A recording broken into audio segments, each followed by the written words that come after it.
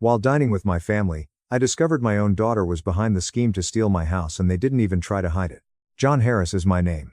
I'm a 72-year-old retired forensic accountant who lives in the peaceful Phoenix, Arizona, suburbs. The desert solitude has been my constant companion for the past 5 years after the death of my wife, Marie. Sarah, my daughter, says she is concerned about my wandering around this large house by myself. She is adamant about our weekly Thursday meals because of this. She claims it's so we can spend quality time together with my grandchild. However, I've discovered that I should definitely read the fine print twice when Sarah claims anything is for my advantage. My life took a turn I never would have imagined last Thursday during one of those meticulously planned family get-togethers. With a voice tense with barely contained worry, my neighbor called me. She inquired as to whether I had guests at the house. She murmured the words that began it all in a whisper when I replied no. So why is there a moving truck in your driveway with boxes being loaded? My blood raced cold as I heard something from across the restaurant table before the alarm had a chance to fully register in my head and before I had had time to digest what she was telling me. Sarah, my daughter, and her husband, Michael, exchanged glances. It was not a worried or perplexed expression. It was the expression of two poker players who had just discovered that their cards had been viewed. Michael then burst out laughing. The sound was shrill and brief, more like a yelp than true laughter. I had spent 42 years reading people's financial misdeeds and the figures they left behind, but he caught himself in time, masking it as a cough. When I heard guilt, I recognized it. I realized then that a stranger driving a moving truck wasn't the true danger to my life. It was grabbing fries off my grandson's plate while it sat across from me. They were laughing at a man who had spent 40 years exposing fraud schemes totaling hundreds of millions of dollars, but they were unaware of this. And the most important thing a forensic accountant knows is this. No matter how cunning the crime, there is always a paper trail. They had just pointed out the exact place for me to look. It was one of those hip farm-to-table restaurants in Scottsdale, where each vegetable's emotional journey is described on the menu. Of course it had been Sarah's choice. I always paid for our Thursday meals at the fancy restaurants she usually picked. It was just another pattern I had seen but had never given any thought to until now. I saw my 6-year-old grandson, Ethan, push organic sweet potato fries around his plate while sitting in a booth made for Instagram photographs rather than comfort. Marie's eyes, that same warm hazel color that used to make my heart skip a beat, were in the guy. Observing him was a source of solace as well as an unhealed wound. Sarah occupied her phone in a discussion that I wasn't entirely involved in while she sat across from me. My daughter had developed into a stunning woman who was aware of her beauty and used it as a weapon. Michael, her husband, was sitting next to her, his arm slung over the back of her chair in a possessive manner. He lacked substance and was all flair. Despite talking about deals for millions of dollars, the real estate developer always had to borrow money for the little things. Sarah inquired without raising her eyes from her computer, "More water, Dad?" There was a polished tenderness in her voice that I had previously taken for real love. I said, "Yes, thank you," as I observed Ethan trying to construct a tower out of his fries. On the table, my phone buzzed. Emily Foster, my 18-year-old neighbor, was listed on the caller ID. Except when anything was amiss, Emily never called. As a former ER nurse, she had witnessed too much to be alarmed by trivial matters. I responded right away. Her voice broke through, hurried and clipped. "John, do you now reside at home?" "No," I responded, gripping the phone more tightly. "Sarah and I are having lunch." "Why? What's going on?" She said, "There's a moving truck in your driveway." And when she looked out her window, I could hear her curtains rustling.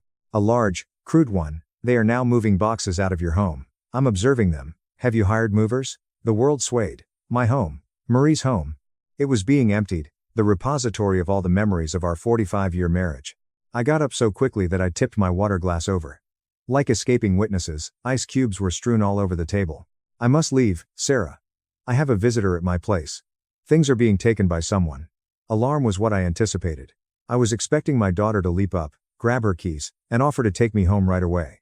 Instead, I caught that look, that fleeting glance between Michael and Sarah that was full of significance I wasn't supposed to see. Then Michael chuckled. It was incorrect. It was all wrong. The tone, the timing, the way he sought to repress it right away. With a theatrical hammering of his chest, he transformed it into a coughing fit. "Wrong pipe," he stammered, tears in his eyes. "It's probably simply a delivery vehicle at the wrong location, so I'm sure it's nothing. I'm sorry, Dad." Sarah nodded a bit too hastily. "You know how those GPS systems get confused in your neighborhood?" He's correct. "Do you recall when Amazon left that patio furniture at the Henderson's place?" My daughter's eyes flashed with fright, but it was immediately covered up. "Let's just complete our lunch and then we can all go check together." For 42 years, I made a living by catching people in lies they didn't even realize they were telling.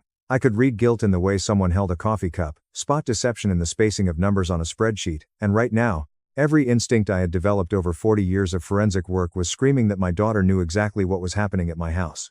Michael's laugh was like a man watching a house of cards start to wobble. I felt their eyes on me the entire time, and I knew with cold certainty that I wasn't just driving home to look into a break-in, but that I was driving toward the revelation that would shatter everything I believed I knew about my family. I left money on the table, kissed Ethan on the head, and left the restaurant without turning around. By the time I got there, the moving truck was gone, replaced by a blank, empty space that felt almost tangible. As I stood in my driveway, looking at the tire prints on the concrete, I experienced my first real panic attack. Emily greeted me at my front door, her face lined with concern. She replied, "I got photos," as she pressed her phone against my palm. The men carrying boxes, the vehicle, and the registration plate. I was at a loss for what to do. My fingers shook as I browsed through her photos.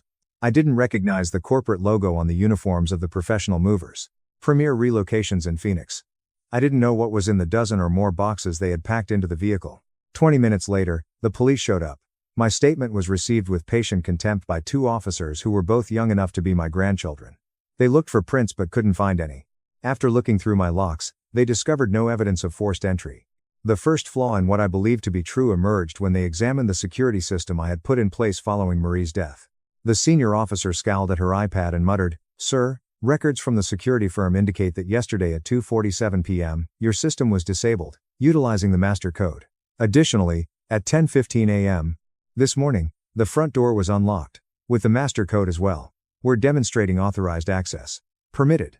Like smoke, the word hung in the air. I said, "I haven't shared my code with anyone."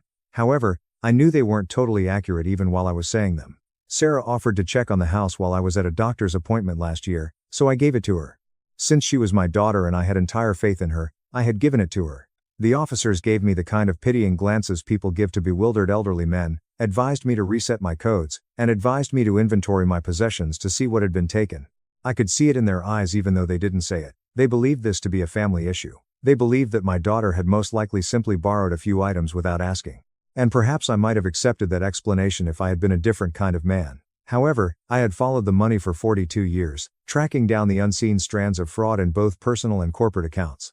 I was aware that crimes are not isolated incidents. They have histories, roots, and patterns. A moving truck pulling into my driveway wasn't the beginning of whatever was going on here. I was going to discover it, because it had begun somewhere else earlier in a moment I hadn't realized was important. With the systematic attention of a crime scene investigator, I strolled through my home after the cops had departed. What was missing was not what I was searching for. Not quite yet. What was different was what I sought. There had been a disturbance at my home office desk. Only someone who has been sitting at that desk for 35 years would notice the subtle signals, nothing overt. My chair was not at the proper angle. The direction of the pens in my holder was incorrect. My filing cabinet's thin covering of dust had been disturbed. Streaks that resemble fingers that are visible in the afternoon light. My papers had been being combed over by someone who had taken their time, who had not felt the need to disappear or hurry. With my heart racing, I opened the filing cabinet. My fingers located the property documents folder, and I took it out with a sensation of dread that was well-founded. The folder weighed too much. There were half the missing paperwork. The house's original deed is no longer there. I've lost my copy of the title insurance. The documentation for the home equity line of credit that Marie and I had obtained and fully paid off 18 years prior is no longer there. A single sheet of paper that I had never seen before took their place. My signature was at the bottom of a quitclaim deed that was notarized and witnessed, and it was dated 4 months ago and transferred title of my residence to a company named Harris Family Holdings LLC. I hadn't signed it, though. I had never heard of Harris Family Holdings LLC, and I had never consented to sell the house in which I had spent 40 years of my life.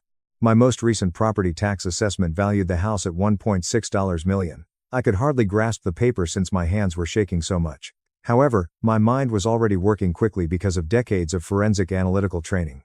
A home is not sold via a quitclaim deed. It typically occurs between family members or into trusts and transfers ownership without any financial exchange. It's a typical estate planning tool.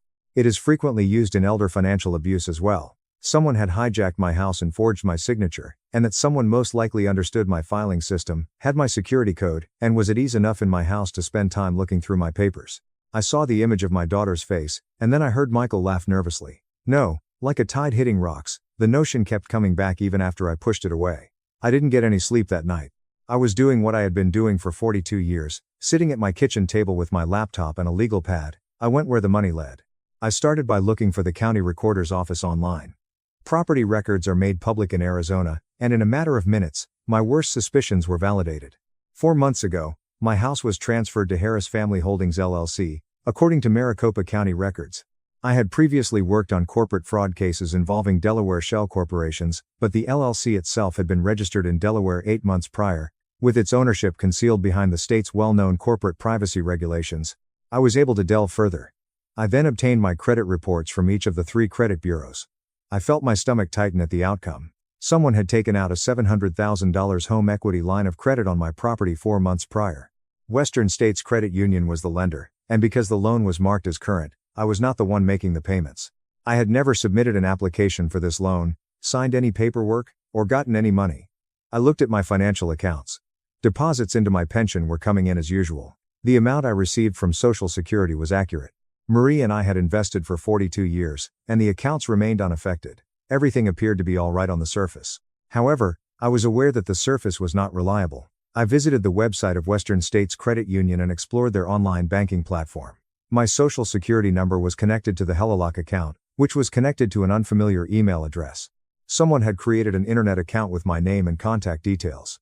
4 months ago, $700,000 was shown in the account as a single lump amount. The funds had been moved right away to a new bank account. The same external account was being used to make the payments. Just the bare minimum of payments is required to keep the loan current and prevent any issues. They were maintaining appearances while robbing my house dry.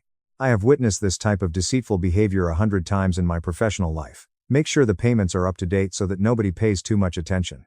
Before the bill is due, extract the highest value and then vanish. However, who were they?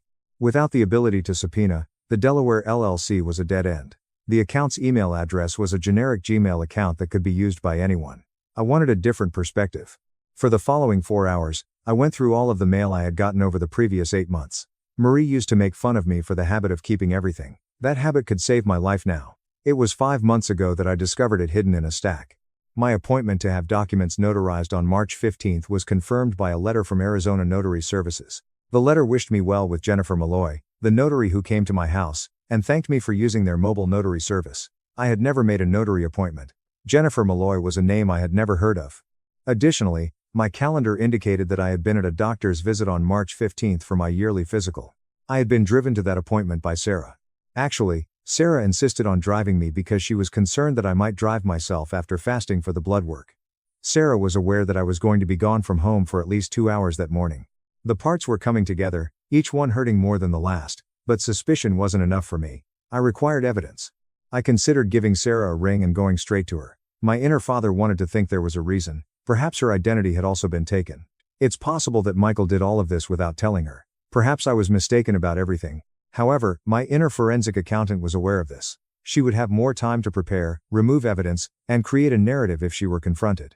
Every piece of evidence suggested that my daughter had been planning this for months if she was actually doing it. She would come up with excuses, contingencies, and other tactics to make me question my own sanity. I required an ally, someone who was not obligated to my daughter and who could guide me through the legal complexity of my situation. I called the number I had carried in my wallet for 18 years the following morning. I served as an expert witness in a significant pension fund fraud case where Victor Reyes was the primary forensic accountant for the FBI. Together, we had spent 8 months in a conference room constructing the case that ultimately resulted in the federal imprisonment of 3 company leaders. 2 years ago, he retired from the FBI and started his own investigative company. Furthermore, I never imagined that I would require his help. When he responded, I added, "It's John Harris, Victor, I need your assistance." I told him everything while I sat in his downtown Phoenix office 45 minutes later. He was silent for a while after I was done. "John," he said at last. "I know this will be difficult to hear, but I must. Everything you're saying suggests that a family member is abusing elders financially. It's more often than most people realize, and the victim nearly always has complete faith in the person involved. I can tell that someone in your inner circle deliberately planned this because they utilized your security code, were familiar with your filing system, and arranged the notary on a day when you would be away from home." "I know," I answered. "All I need is your assistance in proving it." Victor gave a slow nod. "We're going to do the following. We're going to subpoena the notary services records first. Regarding who really showed up at your residence that day and signed those forms, Jennifer Malloy will need to testify. Second, we will pierce that Delaware LLC's corporate veil. This type of business is exactly what I have contacts that specialize in. Third, We will investigate the whereabouts of the $700,000 that was taken out of the credit union. There is always a trail left by money. Fourth, he stopped and looked sympathetically into my eyes. All of this will be carried out without your daughter's knowledge. You must continue to behave normally. You must continue to behave normally. Are you able to do that? Sarah's face at the restaurant was on my mind. That moment of terror vanished in an instant. My entire career, I've been acting normal around criminals. I added. I have a little more time. The most difficult weeks of my life followed. As we continued our Thursday lunches, I sat across from Sarah and Michael and struck up a conversation about Michael's allegedly successful real estate firm and Ethan's kindergarten. When Sarah showed me photos of a Hawaii vacation that must have cost thousands of dollars, I grinned. When Michael grumbled about cash flow issues, I gave him a sympathetic nod. Additionally, Victor sent me updates every night that revealed yet another aspect of the betrayal. Jennifer Malloy, the notary, had been simple to locate and break. She broke down in a matter of minutes when Victor's investigator arrived with proof that she had notarized phony paperwork. While Jennifer claimed not to notice that the alleged John Harris was a lady 3 decades younger than the photo on the ID she had supplied, she affirmed that Sarah had hired her, presented the documents, and signed my name. Although Victor's sources learned that the operating agreement had been drafted by a local lawyer called Mitchell Crane, the Delaware LLC was registered to a legal firm that focused on corporate anonymity.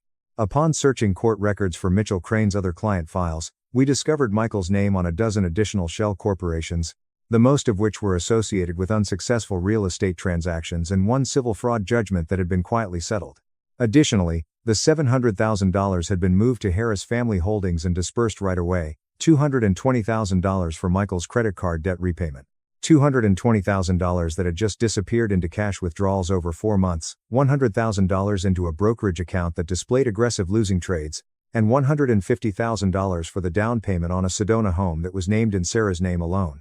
They were preparing to steal more, and they had already burnt through the majority of what my house was worth. Emails between Sarah and a real estate agent about the sale of my house were discovered by Victor's staff. They intended to use the bogus quitclaim deed to prove ownership and list it in 8 weeks. It was being offered for $1.5 million. Since I no longer owned my house, according to the county records, I would have no legal recourse to stop them from selling it out of my hands and keeping the money. I had to do something. Victor, however, advised patience. He said, "We have enough to prove fraud. But stopping them isn't all we desire. By putting them on record and acknowledging their actions, we want to eliminate their capacity to harm others." As he described his strategy, I understood why he had been the top forensic accountant in the agency. There was more to it than merely pursuing the money. The goal was to comprehend the psychology of those who took it. I invited Sarah and Michael to my house for dinner 3 days later. I informed them that I needed to talk to them about something crucial regarding my estate planning. When I stated those words, I kept a close eye on Sarah's face and noticed the glint of greed she attempted to conceal beneath worry. "Dad, of course," she said.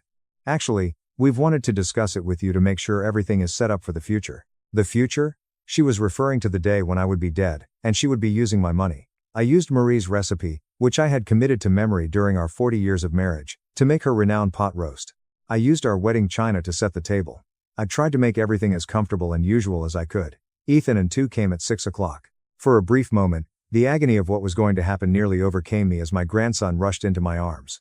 He would learn as a child that his mother was a criminal. There would never be a full recovery from that wound. I couldn't let emotion stop me, though. I had work to do. I let them lead the conversation when we sat down to eat. Sarah expressed her concern about me being by myself in this large home. Michael told him about a beautiful assisted care facility he had heard about. I gave them the impression that they were succeeding because they were establishing the scene and preparing for their presentation. Sarah finally put her hand on mine over pie and coffee. "Dad," she whispered in a quiet, well-rehearsed voice, "we have been considering." I looked at her hand on mine and thought of the day she was born, how small her fingers had been, how fiercely I had sworn to protect her. "This house is so much work for you to maintain, the yard, the pool, all those repairs, and the property taxes must be enormous. Michael and I were wondering if maybe you might consider selling it and moving somewhere more manageable." Then I recalled the fake signature on the quitclaim deed. "Actually," I said steadily, "I've been thinking about that, too. In fact, I've been thinking about my assets quite a bit lately." Sarah's eyes brightened as I recalled teaching her to ride a bike, walking her down the aisle, and holding Ethan for the first time. "That's fantastic, Dad," Sarah murmured, as Michael leaned forward a little. "We solely have your best interests in mind." I put a manila folder on the table between us and said, "I know exactly what you want."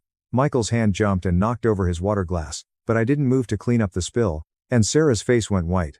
I just observed them, and I continued, That folder contains copies of the fraudulent quitclaim deed you filed with the county, the bank records showing the $700,000 home equity line you took out in my name, and the flat, calm voice I had used in depositions for 42 years. Sarah was crying now, but I couldn't tell if she was crying out of fear or embarrassment. The statement revealed where that money went, including the investment account, the credit card payoffs, and the Sedona house. The testimony of Jennifer Malloy, the notary you hired to witness my forged signature, and the emails between you and the real estate agent who was going to sell my house in 8 weeks. This is a federal case now. Wire fraud, bank fraud, elder abuse. Victor Reyes sends his regards. Michael's face turned gray. Dad. Sarah choked out. Michael appeared to be weighing his options, his eyes darting toward the door. I told him not to try to flee. An FBI agent was parked across the street. I was just trying to protect my family, and I was going to pay it all back, I swear. I looked at my daughter, at this woman I had loved unconditionally for 45 years, and I felt something shift inside of me. The father who had held her hand on her first day of school, who had danced with her at her wedding, who had cried with joy when Ethan was born. Please, you don't understand. We were desperate. Michael's business failed. We were going to lose everything. I said quietly, you weren't trying to protect your family, you were trying to steal from it. There's a difference.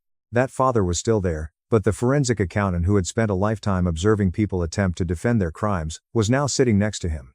The following hour was a flurry of activity. This wasn't a one-time desperate act. Michael had been running variations of this scheme for years, targeting vulnerable investors and elderly relatives. In the weeks that followed, the full scope of their plan became clear. Federal agents arrived with Victor's team, read their rights to Sarah and Michael, and held Ethan while strangers took his parents away. The federal prosecutors offered Michael a deal if he would testify about the other people involved in his various schemes, and he accepted it. Sarah had been his partner from the start, and they had already defrauded Michael's aunt in Florida out of $350,000 and were preparing to target Sarah's cousins in Oregon next. Victor's contacts in the financial services industry helped me freeze my credit and secure my accounts against future attacks. When faced with the overwhelming amount of evidence against her, Sarah pled guilty to avoid a trial and was sentenced to 4 years in federal prison, while Michael received 6 years. The fraudulent liens were removed, and my house was returned to my name. Ethan now lives with Marie's sister, my sister-in-law, who had always been suspicious of Michael and is providing him with the stability he needs. The money they had stolen was mostly gone, but the sale of the Sedona house and the seizure of their other assets recovered about $220,000. It wasn't enough to make me whole, and nothing would ever make me whole again, but it was justice. I spend every weekend with him, and I tell him stories about his grandmother, about the woman who would have loved him so much that it would have made him gasp. I don't tell him the truth about his mother, not yet, but I let him think that his parents made some poor choices and are now paying the price.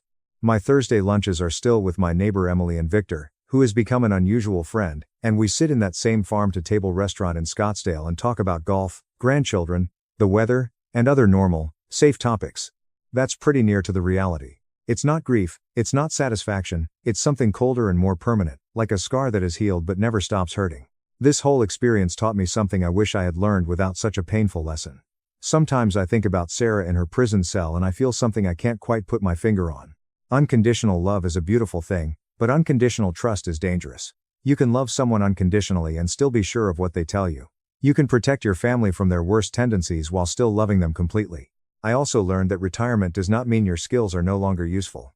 I followed the money and caught the thieves for 42 years, and I thought those days were over, but when the crime was committed at my own door by my own blood, those same skills saved everything I had worked so hard to build.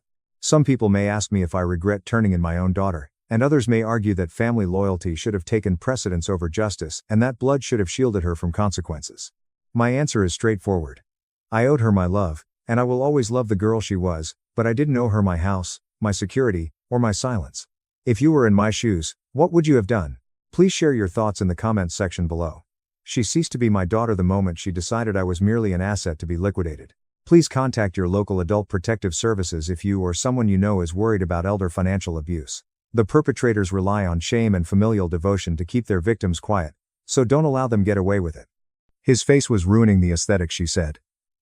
I left without a word, drove away, and a few hours later received a text. She's still crying. I didn't care. She sneered in the middle of a group photo. Get out of the picture. The aesthetic is being ruined by your face. I left the frame, continued walking, got into my car, and drove off without turning around. One of her friends texted me later that evening. She continues to cry. Before we continue with the video, viewers, if you would like to see more stories like this, please hit the like button and subscribe to the channel. Thank you. It wasn't until I saw her Instagram grid that I realized I was a ghost. We had lived together for 2 of the 3 years that we had been together. I was there if you scrolled back to 2023. Selfies of us hiking, hazy pictures of us on a Tuesday eating tacos, and captions that used my name, Ethan, were all there. I had soup made by Ethan.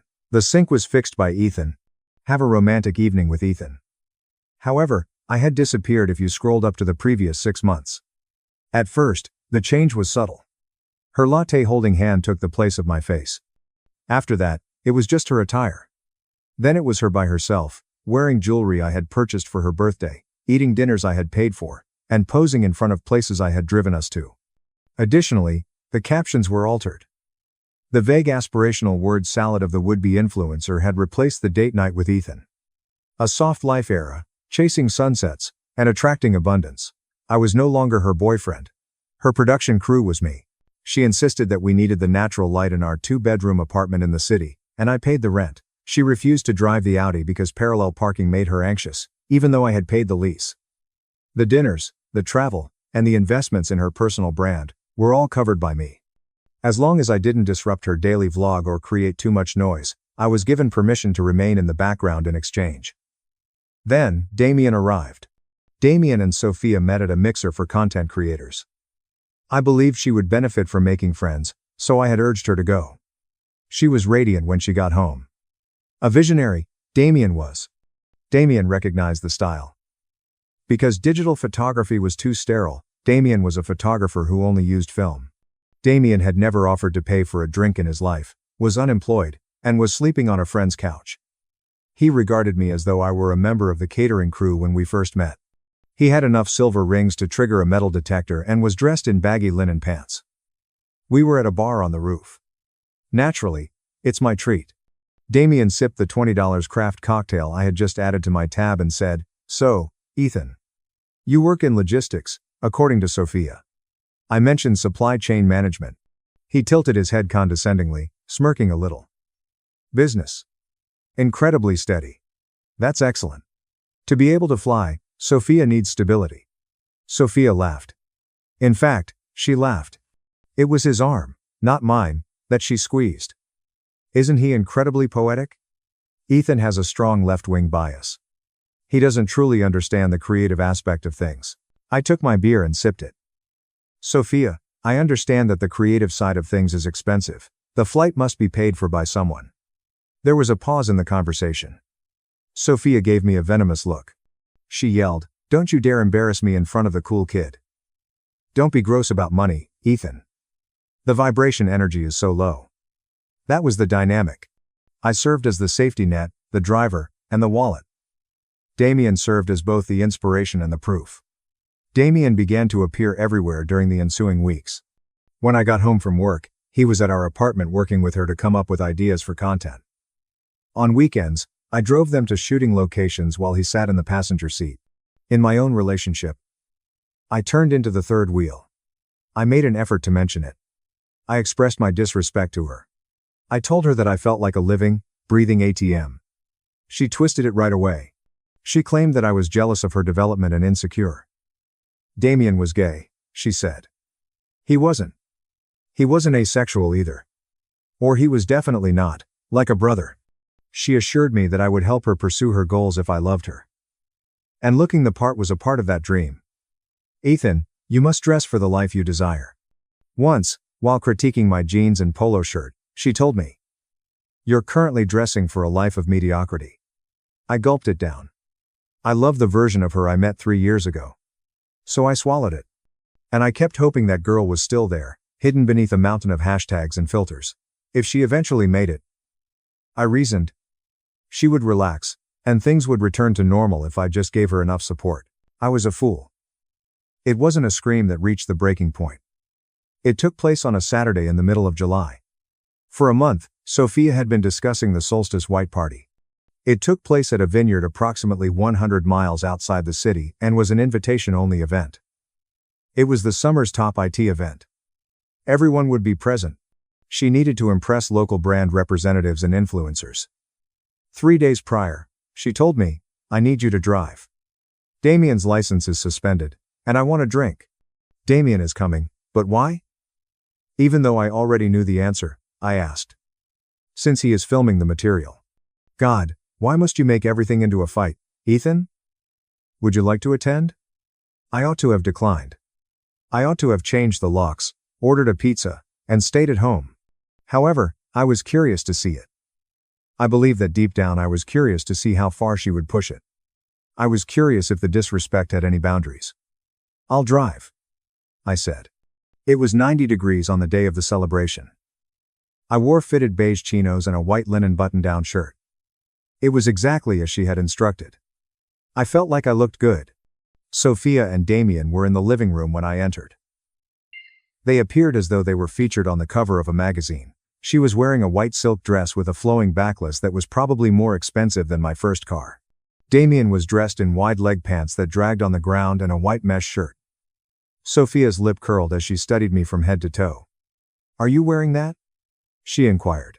As you mentioned, it's made of white linen. It appears businesslike. As he adjusted his sunglasses inside, Damien spoke up. At a corporate retreat, it's giving it to guys. Sophia let out a deep, dramatic sigh. Whatever, connect. Let's leave now. However, until I check the lighting, Ethan, please try to avoid standing right next to me when we arrive. I don't want to ruin the atmosphere. I remained silent. I reached for the Audi's keys. Her bag was carried by me. Damien's camera equipment bag was too heavy for him. So I carried it. It was a torturous hour of driving. They took a seat in the rear. The driver was me.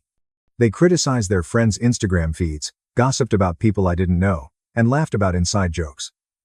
Sophia never once inquired about my week. She never touched my shoulder or gave me a more impatient look in the rearview mirror than this one. We reached the vineyard. It was lovely. White tents, rolling hills, and pricey cars lining the gravel driveway.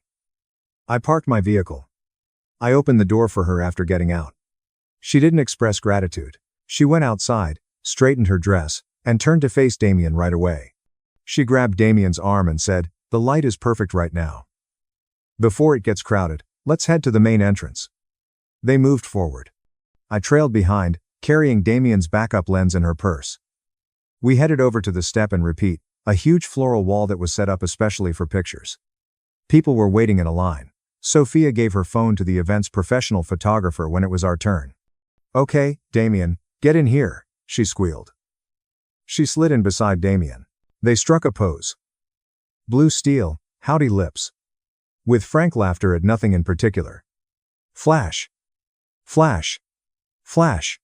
Sophia hesitated before the photographer turned to face me and asked, "Does the gentleman want to join?" Her eyes were calculated, and I saw it. She glanced at me, then at Damien. "Sure," she said, her voice tight. "Come on, Ethan." I stepped in. I stood next to her, putting my arm around her waist. The waist of the woman I had lived with for 2 years. The woman whose rent I paid. I smiled. Sophia stiffened. She leaned away from me towards Damien. The photographer raised the camera. "Wait," Sophia said. Her voice sharp. She raised a hand, turned to face me, and said, "Ethan, can you really move? Loud enough for the 10 people in line behind us to hear. You're crowding the shot." "I'm just standing next to you," I said calmly. She rolled her eyes. "Yes. And it looks cluttered. The aesthetic is ethereal. And you look stiff. Just get out of the picture. Your face ruins the aesthetic. Just stand behind the camera." "All right, you can hold my purse." Damien laughed, covering his mouth with his hand, but I could see the smile. The people in line shifted uneasily. I looked at her, really looked at her. "You want me out of the picture?" I saw the desperation to be liked by strangers, the heavy makeup settling into the lines of her face, and the complete hollowness of a woman who would humiliate her partner for 40 likes on an app. "Yes. Ethan," I said in a steady voice. "God. Please leave." "Okay," I said, stepping out of the frame. Finally, she muttered, turning back to the camera and putting on her fake smile. "Okay, Damien, ready?" I refrained from going behind the camera. I didn't take her purse. Instead, I placed it on the grass beside the photographer's foot and continued walking through the garden, past the tables adorned with pricey crystal and bubbling fountains. I didn't run or stomp. Instead, I walked with a purposeful, brisk gait of a man who had realized he was at the wrong gathering. The child behind the podium looked up as I arrived at the valet stand at the front of the estate. The party had just begun. And no one was leaving yet. Leaving so soon? Sir? He asked. Taking my ticket. Yeah. I replied, giving him a $25 bill. Emergency? Can you get it quick? He jogged off, and I stood there looking in my pockets for my phone, wallet, and apartment keys. I had everything I needed. 2 minutes later, my Audi arrived, and I slid into the driver's seat. The leather was still warm, and I adjusted the mirror so that I could see the far-off white tents of the party. I pictured Sophia standing there, grinning for the camera, tilting her chin down, not realizing that her bankroll and ride home were currently putting the car in drive. I waited for the wave of sadness, the heartbreak, the panic of oh my god, I just left my girlfriend at a winery. But it didn't come when I pulled out onto the main road. Instead, I felt a physical sensation in my chest that I hadn't experienced in 2 years, as if a heavy, wet wool coat had been lifted off my shoulders. I took a deep breath. My phone buzzed against the center console 40 minutes into the drive, cruising down the highway, and I switched on a podcast about economics. It was dry, boring, and completely silent about vibes. The air conditioning blasted cold, clean air into my face, and I chose to listen to it instead of the top 40 pop station Sophia insisted on listening to because it keeps the energy up. Then it buzzed again, and a third time I looked at the screen, and saw 3 missed calls, 1 text message from Sophia, and I didn't answer, didn't even unlock the phone. And I knew exactly what was going on. The photo shoot was over. They had moved to the bar, and she had grabbed her clutch to buy her new friends a round of drinks. The texts intensified 10 minutes later. Sophia, where are you? Sophia, stop joking around. Come back. Damien needs to charge his camera. Sophia, Ethan, seriously, you're embarrassing me. Where did you go? I pulled into a rest stop about 10 miles from the city limits. Or perhaps she had just realized that I was no longer holding her purse. I continued driving. I parked the car, took care of the logistics, and when I finally picked up the phone, I saw that there were now 12 texts. The tone had changed from irritation to fear, and then there was the text from Lila, Sophia's best friend of the month, who made everything possible. Lila was always whispering in Sophia's ear that she was a star and that she deserved more. I stared at the words. Lila, where the hell are you? Sophia is crying. You ruined the whole vibe. Come back and pick us up right now. A week ago, I would have turned the car around, apologized, pleaded for forgiveness, and driven back at 90 miles per hour to dry her tears. But today I read it like a supply chain report. She was crying because she was 60 miles from home in a remote vineyard, and Uber surged to about $200 for that distance on a Saturday night. She didn't have a car. So her tears weren't because she missed me, or because she was worried about my safety, or because she had just told me that my face ruined her aesthetic. She hadn't even called to ask if I had crashed. Damien didn't drive, and most importantly, I opened my banking app and saw that she had no money. I had given her a backup credit card on my Amex account for emergencies, and she used it for brunch and Sephora. The card was in the purse I had left on the grass. I tapped the Manage Cards tab and chose Sophia Supplementary. Freeze card. Yes. Report lost. Stolen. Yes. Reason. Users are no longer authorized. The card was dead. I returned to Lila's text and carefully typed my response, making sure every word was correct. She told me that I was ruining the picture. Recent pending charge $1. I took myself out of the photo, said, I'm almost home. Tell Damien to call an Uber. I'm sure he has the money, and hit send. Then, I did what I should have done months ago, which was to go to my contact list, block callers, Sophia, Lila, Damien, and myself. I put the phone down, added premium gas to the tank, and got a black coffee. It was 7 p.m. when I returned to the apartment, and the silence was lovely. If they were able to find a ride, it would take them at least 90 minutes to get back, and probably longer if they had to wait for a car that would accept a ride that long. Instead of sitting down, I went straight to the closet, and I didn't burn or cut her clothes. That's dramatic, and I was done with drama. I went into the bedroom, grabbed 3 boxes of heavy-duty trash bags from under the sink, swept her skincare products off the vanity into a bag, and took her clothes off the hangers, including the designer coats I had bought her, the silk dresses, and the aesthetically pleasing neutrals, and stuffed them into bags. By 8:30 p.m., there were 12 big black trash bags sitting in the hallway outside our apartment door. I worked efficiently, moving from the bedroom to the bathroom to the living room, taking down the vision board she had hung in the hallway and the ring light she had left in the living room corner.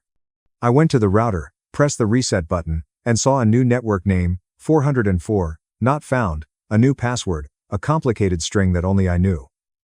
And I sat down on the couch. The apartment appeared larger, cleaner, and more like my own again. I wasn't throwing them away or putting them in the dumpster. A notification from my bank app said, "Transaction declined. Uber Technologies has a $200 card ending in 402. I grinned. Transactions declined.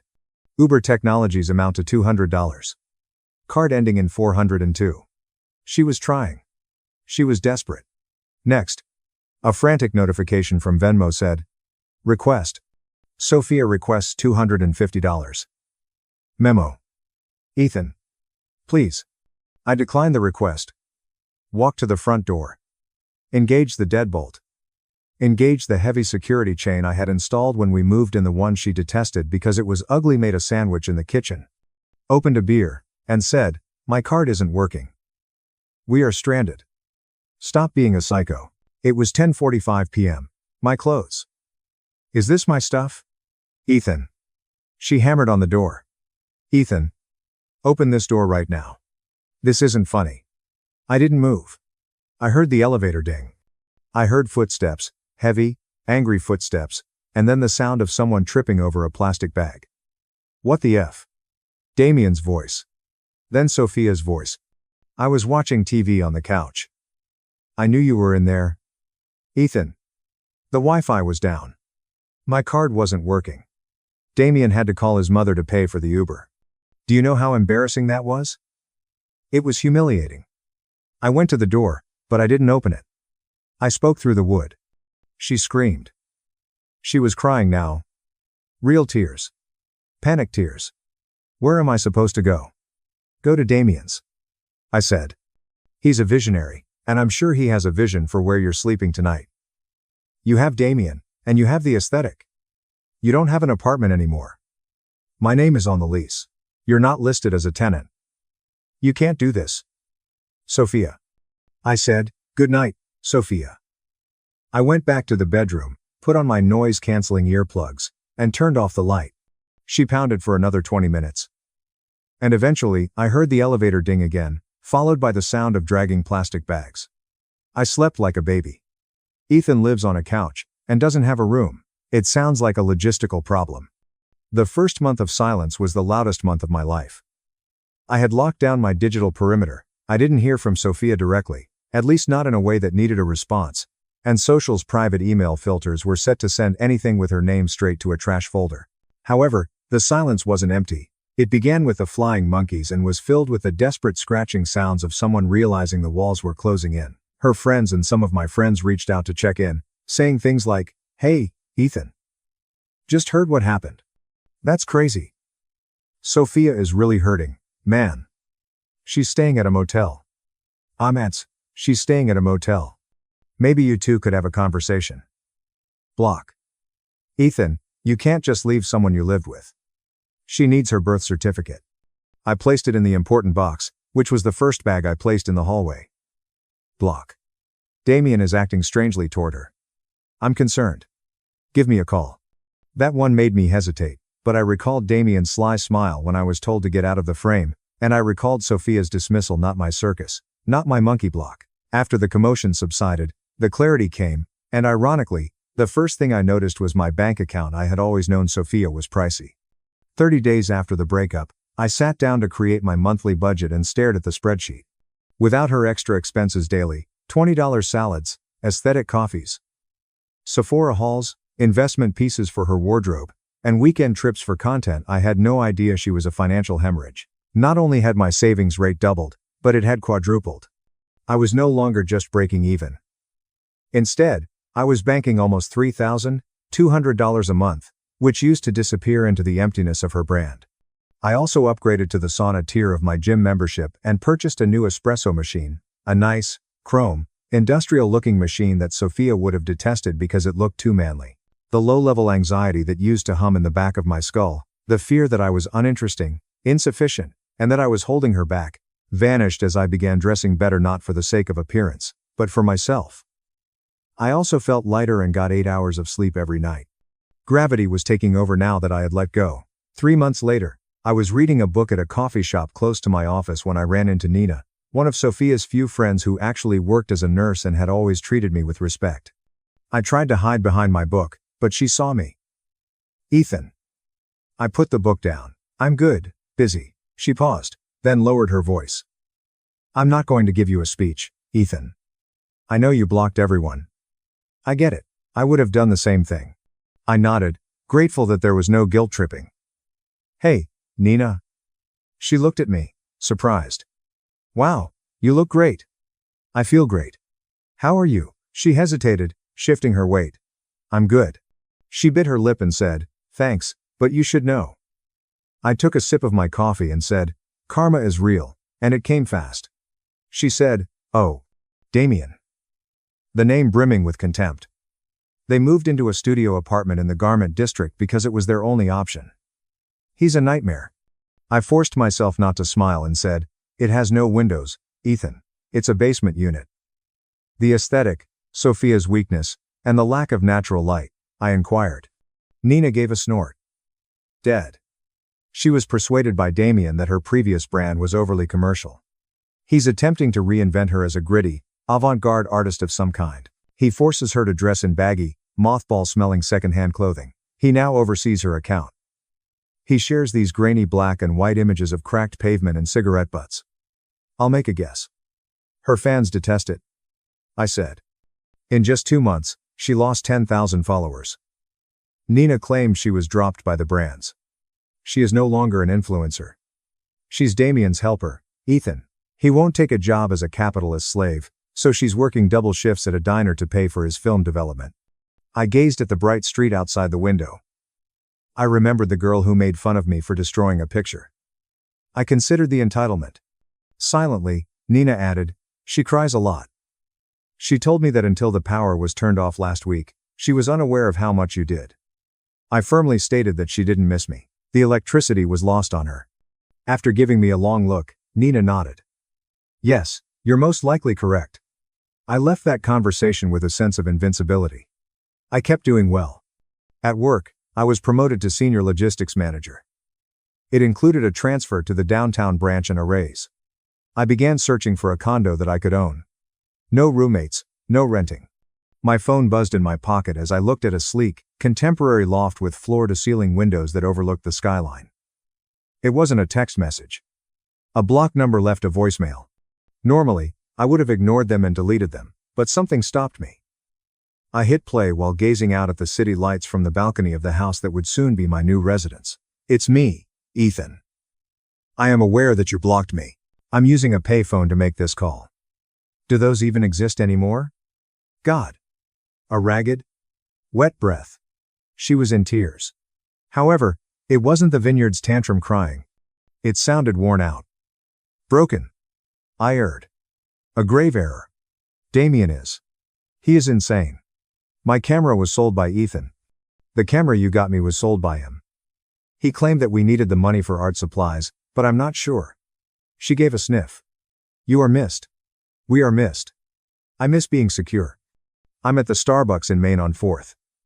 Tonight, I have nowhere to go. Just come talk to me, please. Only 5 minutes. All I need is a welcoming face. Please. The message came to an end. I glanced at the phone. I was standing 3 blocks from the Starbucks on 4th and Main. It would take me 5 minutes to walk there. I could go rescue her. I might be the protagonist. I could show up, cover the cost of a hotel, and hear her express regret. I gazed at the cityscape. In the other room, the realtor held a sold sign, which I looked at. I was no longer the protagonist of her tale. Even though I was the main character, I knew I had to put an end to this. She would call from payphones and borrow phones until the end of time if I didn't. I had to get the loop closed. It was time for me to give her one last look. To make sure she realized the door was welded shut. Not to save her. I returned to the living area. I told the realtor that I would accept the condo. Tomorrow, I can sign the documents. Excellent. She smiled. What other appointments do you have today? I checked my watch and said, just one. I must go pick up the trash. The fourth and main Starbucks was well lit. Everything inside is exposed by the fluorescent glare in a fishbowl. Before I even opened the door, I saw her. She was looking into a cup of water while seated at a tiny round table in the corner. Free tap water in a plastic cup, not a refresher or a latte. I was more affected by the visual shock than I had anticipated. The Sophia I knew, the Sophia of 3 months ago, would never have left the house without blown-out hair, a full makeup application, and an effortlessly stylish outfit. She resembled a rough draft, the woman in the corner. She had grown out her roots, which contrasted sharply with the fading blonde. I recognized the oversized, shapeless gray sweater she was wearing as one of mine. The trash bags I left in the hallway must have contained it. It had stains on it. Her normally flawless acrylic claws were bitten down and bare. She appeared exhausted, but not in the drowsy girl way. True poverty-level fatigue. I entered. Above the door, a bell chimed. She raised her head. Her face fell apart when she saw me. Her features twisted into an agonizing sight as a result of a mixture of relief and shame. She inhaled. Ethan. She got to her feet and tapped the table with her hip. Water slashed across the cup's rim. She came over to give me a hug. I didn't move forward. I kept my arms closed. I remained precisely where I was, just inside the door, separating us with an invisible wall of glass. Sensing the drop in temperature, she stopped. She dropped her arms to her sides. Her voice cracked as she asked, "You came? I didn't think you would." "I was in the neighborhood," I replied. I spoke in a conversational, calm tone. "Closing on a condo." Her eyes grew wide. "A condominium. You purchased a downtown property. Windows from floor to ceiling. Fantastic light." The irony struck. She winced. "That sounds fantastic.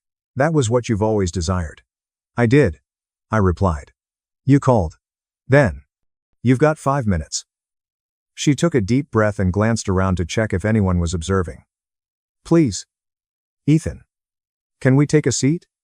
People are looking at each other," I said. "Let them stare. You seem to enjoy the audience," I thought. Her scuffed boots caught her attention. "Please don't be cruel. I'm drowning, even though I know I deserve it. Damien is a monster, Ethan." I was gaslighted by him. Fired publicly and labeled deadweight, I defeated the director by using my knowledge to secure a $350 million deal and resign with a $180 royalty. The air in the conference room smelled like dry erase markers and frantic ambition. It was 8:30 a.m. on a Wednesday. The kind of dreary Chicago morning where the sky resembles a bruised sheet of aluminum and the coffee in the break room tastes like battery acid filtered through a gym sock. I was sitting in my normal location, the back corner, away from the sunlight and the beautiful mahogany table where the visionary sat. I'm Emma. I'm 42. People forget my face after 5 seconds, and I work as a senior patents and compliance specialist. That sounds boring enough to cause comas during cocktail parties. But I am the reason this corporation hasn't been sued into a smoldering crater in the ground. We were attending the Q3 strategic planning session. Nathan sat at the head of the table. Nathan was our new director of innovation, and he looked like he was created in a lab financed by LinkedIn and hair gel. He was 32 years old. Wore clothes that were too tight in the calves, and used terms like synergy, paradigm, and ideation as if they meant something. He'd been with the company for 4 months. I've been here for 10 years. He was earning 2.5 times my pay to do a PowerPoint presentation that I had essentially authored for him. "We anticipate a significant increase in revenue," Nathan declared by slapping the whiteboard with the back of his hand. He had the vigor of a golden retriever, who had recently consumed a bag of espresso beans. "With the release of the Gemini X module, our cooperation with Titan Corp will expand vertically. We're talking about a $350 million valuation shift, folks. This is the big leagues. And the IP is completely locked down." That's when my left eye twitched just a little. A microspasm of professional displeasure. I cleared my throat. It was a dry, quiet sound, but the acoustic vacuum of the boardroom made it sound like a gunshot. "Nathan," I replied, maintaining my voice level. "Just a clarification on the IP lockdown." Nathan paused mid-gesture. He gazed at me as if I were a printer that had jammed. "Emma, we are in a flow condition here. Can we park the details on the lot?" "It's not a detail," I explained, adjusting my glasses. You classified the Gemini X neural architecture as completely owned proprietary assets, yet the underlying optimization method, patent 5621, is marked as pending in the internal audit system. It has not been fully assigned to the legacy ledger yet. The room became quiet. The CEO, David, who left the backbone of a chocolate eclair on a dashboard in July, looked up from his phone. Emma Nathan sighed with exaggerated patience. You've gotten over this. Legal said we were fine. Titan Corporation is ready to sign. Stop looking for problems where there are only answers. You're ruining the vibe. Nathan. I am not trying to kill the vibe. I'm trying to prevent us from committing contract fraud. Patent 5621 is the structural load-bearing wall of the entire deal. Titan Corp reserves the right to freeze the contract if the assignment chain is not clean. Nathan laughed. It was a barking laugh, sharp and contemptuous. He looked around the table and invited everyone to join in. Several junior vice presidents chuckled uneasily, eager to unite with the new alpha dog. This is exactly what I'm talking about, Nathan said, turning his back to me. Old school thinking, obstructionist. We are a rocket ship, Emma. You're trying to check the tire pressure while we're breaking the atmosphere. I felt heat rush up my neck. Not humiliation, but wrath. The cold, harsh rage of a person who understands how the machine works being lectured by a child who only enjoys pushing the buttons. By the way, if you appreciate witnessing a corporate train catastrophe in slow motion, please consider subscribing. It allows the computer to locate additional people who despise their bosses as much as I do. I'm telling this tale here because HR will not listen to it, and I need witnesses. Thanks. The meeting went on for another hour. I did not speak again. I basically took notes with detailed timestamps. I jotted down every promise Nathan made, every risk he dismissed, and every regulation he labeled optional guidance. Nathan clapped his hands at the end of the meeting, when everyone was shuffling their papers and checking their smartwatches. One last thing, housekeeping. He directed his eyes directly at me. He had a malevolent glimmer in his eye. He wasn't merely irritated by my interruption earlier. He felt outraged by my existence. I was a vestige of the previous regime, a speed bump on his approach to the suite. Nathan spoke loudly enough to be heard in the corridor. We've been evaluating the discretionary budget for the end-of-year incentives. And we've decided to shift our remuneration structure to promote development attitudes. Unfortunately, Emma, based on your performance today and the general attitude opposition you've demonstrated this quarter, I'm canceling your annual rise as well as the bonus that was previously discussed. The silence that followed differed from the previous silence. This was not weird. And that rate of marting. If you on too fresh, it was horrifying. Publicly depriving a senior employee of their bonus in front of the entire executive team. It was an aggressive, borderline psychopathic power move. We need team players, Nathan said, smiling but not reaching his dead shark-like eyes. Not anchors. Perhaps this will encourage you to support the vision. David, the CEO, did not say anything. He just glanced down at his notepad and drew a circle over and again with his pen. I felt blood draining from my face. My hands, resting on my notebook, grew numb. 10 years. I had missed my niece's baptism at this company. I'd labored through the flu, my divorce, and my mother's death, ensuring that their parents were submitted, compliance audits were clean, and their asses were covered. And this man, this fitted suit full of sawdust and hubris, was ripping it all apart because I dared to correct him on a paperwork error. I did not cry. I did not yell. I did not flip the table. That is what they expected. They expected the woman's emotional reaction. They expected me to break. Instead, I stood up. I capped my pen with a firm click. I gathered my notebook and tablet. I replied, I understand. My voice remained steady. Terrifyingly constant. Nathan blinked. He appeared unhappy that he didn't get a tearful scene. Good. I'm glad we're clear. Crystal, I said. I went out of the conference room, my heels clicking rhythmically on the gray industrial carpet. Click. Click. Click. It sounded like a countdown. They believed they had broken me.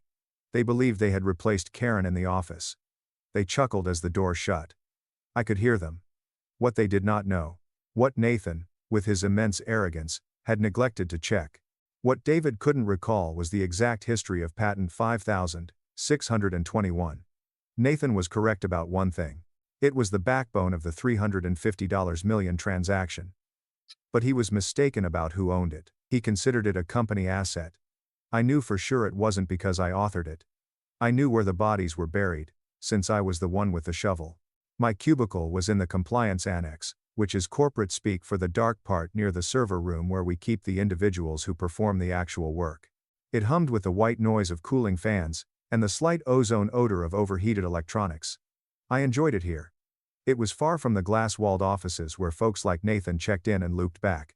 Here, reality existed. When I paid for myself, I sat on my ergonomic chair, because the ones provided by the company were meant to progressively disintegrate the human spine, and placed my hands on the desk. My breath was shallow. My heart pounded against my ribs, like a caged bird. But my thinking was cooling down, solidifying over into a block of complete clarity. He had described his attitude as one of resistance. I opened the drawer. It was structured with such precision that a surgeon would weep. Post-it notes are color-coded by urgency. A spreadsheet of filing deadlines that I manually updated because the automated system was prone to glitches. The file was located in the rear, nestled inside a plain manila folder called Miscellaneous Legacy. I didn't open it immediately. I simply rested my finger on the tab. Allow me to explain something regarding patent law. It's dull. It is excruciatingly boring. It's a universe of little semicolons that determine the fate of millions of dollars in filing dates, stamped to the millisecond. In this universe, close enough legally means complete failure. Nathan is the type of man that thinks big. They think broadly. They believe the details will sort themselves out. They believe that because they are the directors of invention, the cosmos will conform to their will. However, the cosmos does not care about your job title. The universe cares about paperwork. I accessed the digital record for patent 5621 on my twin monitors. The system lagged, and the spinning wheel of doom mocked me for a moment before the file appeared. Title: Adaptive Neural Network Optimization for High-Volume Logistics. Emma Jacobs, the inventor, is currently pending. There it was. The word would cost them everything. Pending. I closed my eyes and let the memories flood over me. It was 4 years ago. I was going through a divorce. My ex-husband, who believed that faithfulness was a suggestion rather than a commitment, had left me with a pile of debt and a house that I couldn't afford. I put myself into work to avoid drowning. I spent nights, weekends, and holidays at this office. The company was struggling back then. They needed to address the latency difficulties in their AI model. The engineering team was stumped. The visionaries were in a frenzy. So I did what I do. I fixed it. I was not an engineer by trade, but I understood the rationale. I was familiar with the compliance structures. I wrote the algorithm myself around 3 a.m. on Saturday, fueled by stale vending machine coffee and insomnia caused by staring at an empty side of the bed. I filled out the provisional patent application myself. I listed myself as the inventor, because technically, I was. The typical procedure called for legal to provide me an assignment of rights form within 3 months. I would sign it, surrendering ownership to the firm in exchange for, often, nothing. Perhaps a generic thank you card, and a $40 gift card to Chili's. But 4 years ago, the legal department was in disarray. The former general counsel was sacked for embezzlement. Files were lost. Emails were removed. The assignment of rights form for patent 5621 never arrived. I recall waiting for it. I remember checking my inbox every day for 2 weeks, and then I remembered when I stopped checking. I remember believing it was their responsibility to secure their assets. I'm just the compliance lady. If they had treated me well, if they had given me the respect, compensation, and recognition I earned, I would have stepped into David's office years ago and said, "Hey, we missed a signature here." I would have corrected it because that's what I did. I corrected things. But today, Nathan stood in front of the entire leadership team and told me that I was not a team player. He'd removed food from my table. He'd derided my dedication. I looked at the screen. The patent had been awarded 2 years previously. However, without that assignment paperwork, the rights remained with the inventor, myself. I own the algorithm. I own the code that powered the Gemini X module. I own the engine from the rocket ship that Nathan was so thrilled to pilot. I felt a smile tugging on the edges of my mouth. It was not a pleasant smile. The wolf smiled as he realized the sheep had forgotten to shut the gate. I reached for my cell phone. I did not contact a lawyer. Not yet. First, I had to lock the door from outside. I started a new email draft. Subject: clarification of IP status. Nonetheless, I did not email it to Nathan. I did not send it to David. I entered the email address of a woman named Lily. Lily was the top compliance officer for Titan Corp., our $350 million partner. We'd met at a few boring conferences over the years. We had bonded over our dislike of buzzwords and our fondness for meticulously structured spreadsheets. I typed carefully, my fingers dancing across the keys. Hello, Lily.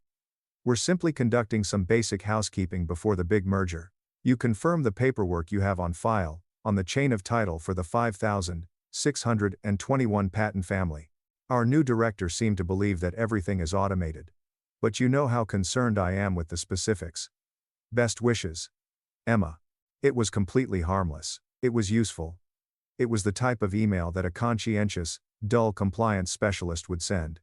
But for a lady like Lily, it was a fire alarm. It was a subtle coded message that indicated, check your records. Something is wrong. Press send. Then I minimized the window, opened my daily task spreadsheet, and returned to work. I had audits to file. I had compliance inspections to complete. I was going to be an ideal employee. I was going to be exactly what Nathan desired. Quiet, inconspicuous, and efficient. While I worked, I envisioned the email moving across fiber optic lines, bouncing off satellites, and arriving at a server in Chicago. I pictured an unseen string tightening around Nathan's neck. He sought a paradigm shift. I was going to give him one. At midday, while the rest of the company went out to eat pricey salads or visit the gym to relieve their corporate anguish, I remained at my desk. I unwrapped the turkey sandwich I had packed from home. Dry bread, good protein, and I called a number I hadn't contacted in 6 months. U.S. Patent and Trademark Office. This is Arthur. A gravelly voice responded. Arthur, a 70-year-old retired patent examiner, now worked as a consultant for those who could afford his hourly cost, or, in my case, for folks who have been bringing him homemade scotcheroos every Christmas for the past decade. He was the oracle of intellectual property law. He knew the code better than the folks who created it. Arthur. This is Emma. Emma. What do I owe the joy to? Finally leaving the circus to work for the firm? Not yet, Arthur. I've got a hypothetical for you. I enjoy hypotheticals. Usually indicates that someone messed up. Assume an employee generates a patentable asset during non-work hours on their own time, and files it individually. Assume the corporation lists the asset in a commercial contract, but never makes a formal assignment of rights. Assume the employment contract at the time included a sunset clause on IP claims that expired 2 years ago owing to a merger restructure. There was silence on the line. I heard Arthur take a cigarette puff. He was one of the few remaining persons who smoked indoors. Damn the possible fines. What about the 2018 merger? Arthur asked. The one in which they dissolved the LLC and reorganized as a CC corporation. That is the one. Emma. He wheezed. A sound that was half laugh and half cough. If they did not sign the assignment before the corporation was dissolved, the IP does not belong to the new CC Corp. It belongs to the phantom of the previous LLC. Furthermore, because the LLC is no longer active, it falls back to the originator. Is it watertight? I inquired, peering at a stain on my cubicle wall. Watertight? This is a bank vault, kid. Without that signature, they are selling an automobile for which they do not have the title. If they try to carry out a transaction based on that IP, it is fraud. Straight up. Why are you asking? Just checking the tire pressure, I explained, using Nathan's words. Thank you, Arthur. Give them hell, Emma. I hung up. Confirmation. The weapon was loaded. 10 minutes later, my desk phone blinks. It was Lily from Titan Corp.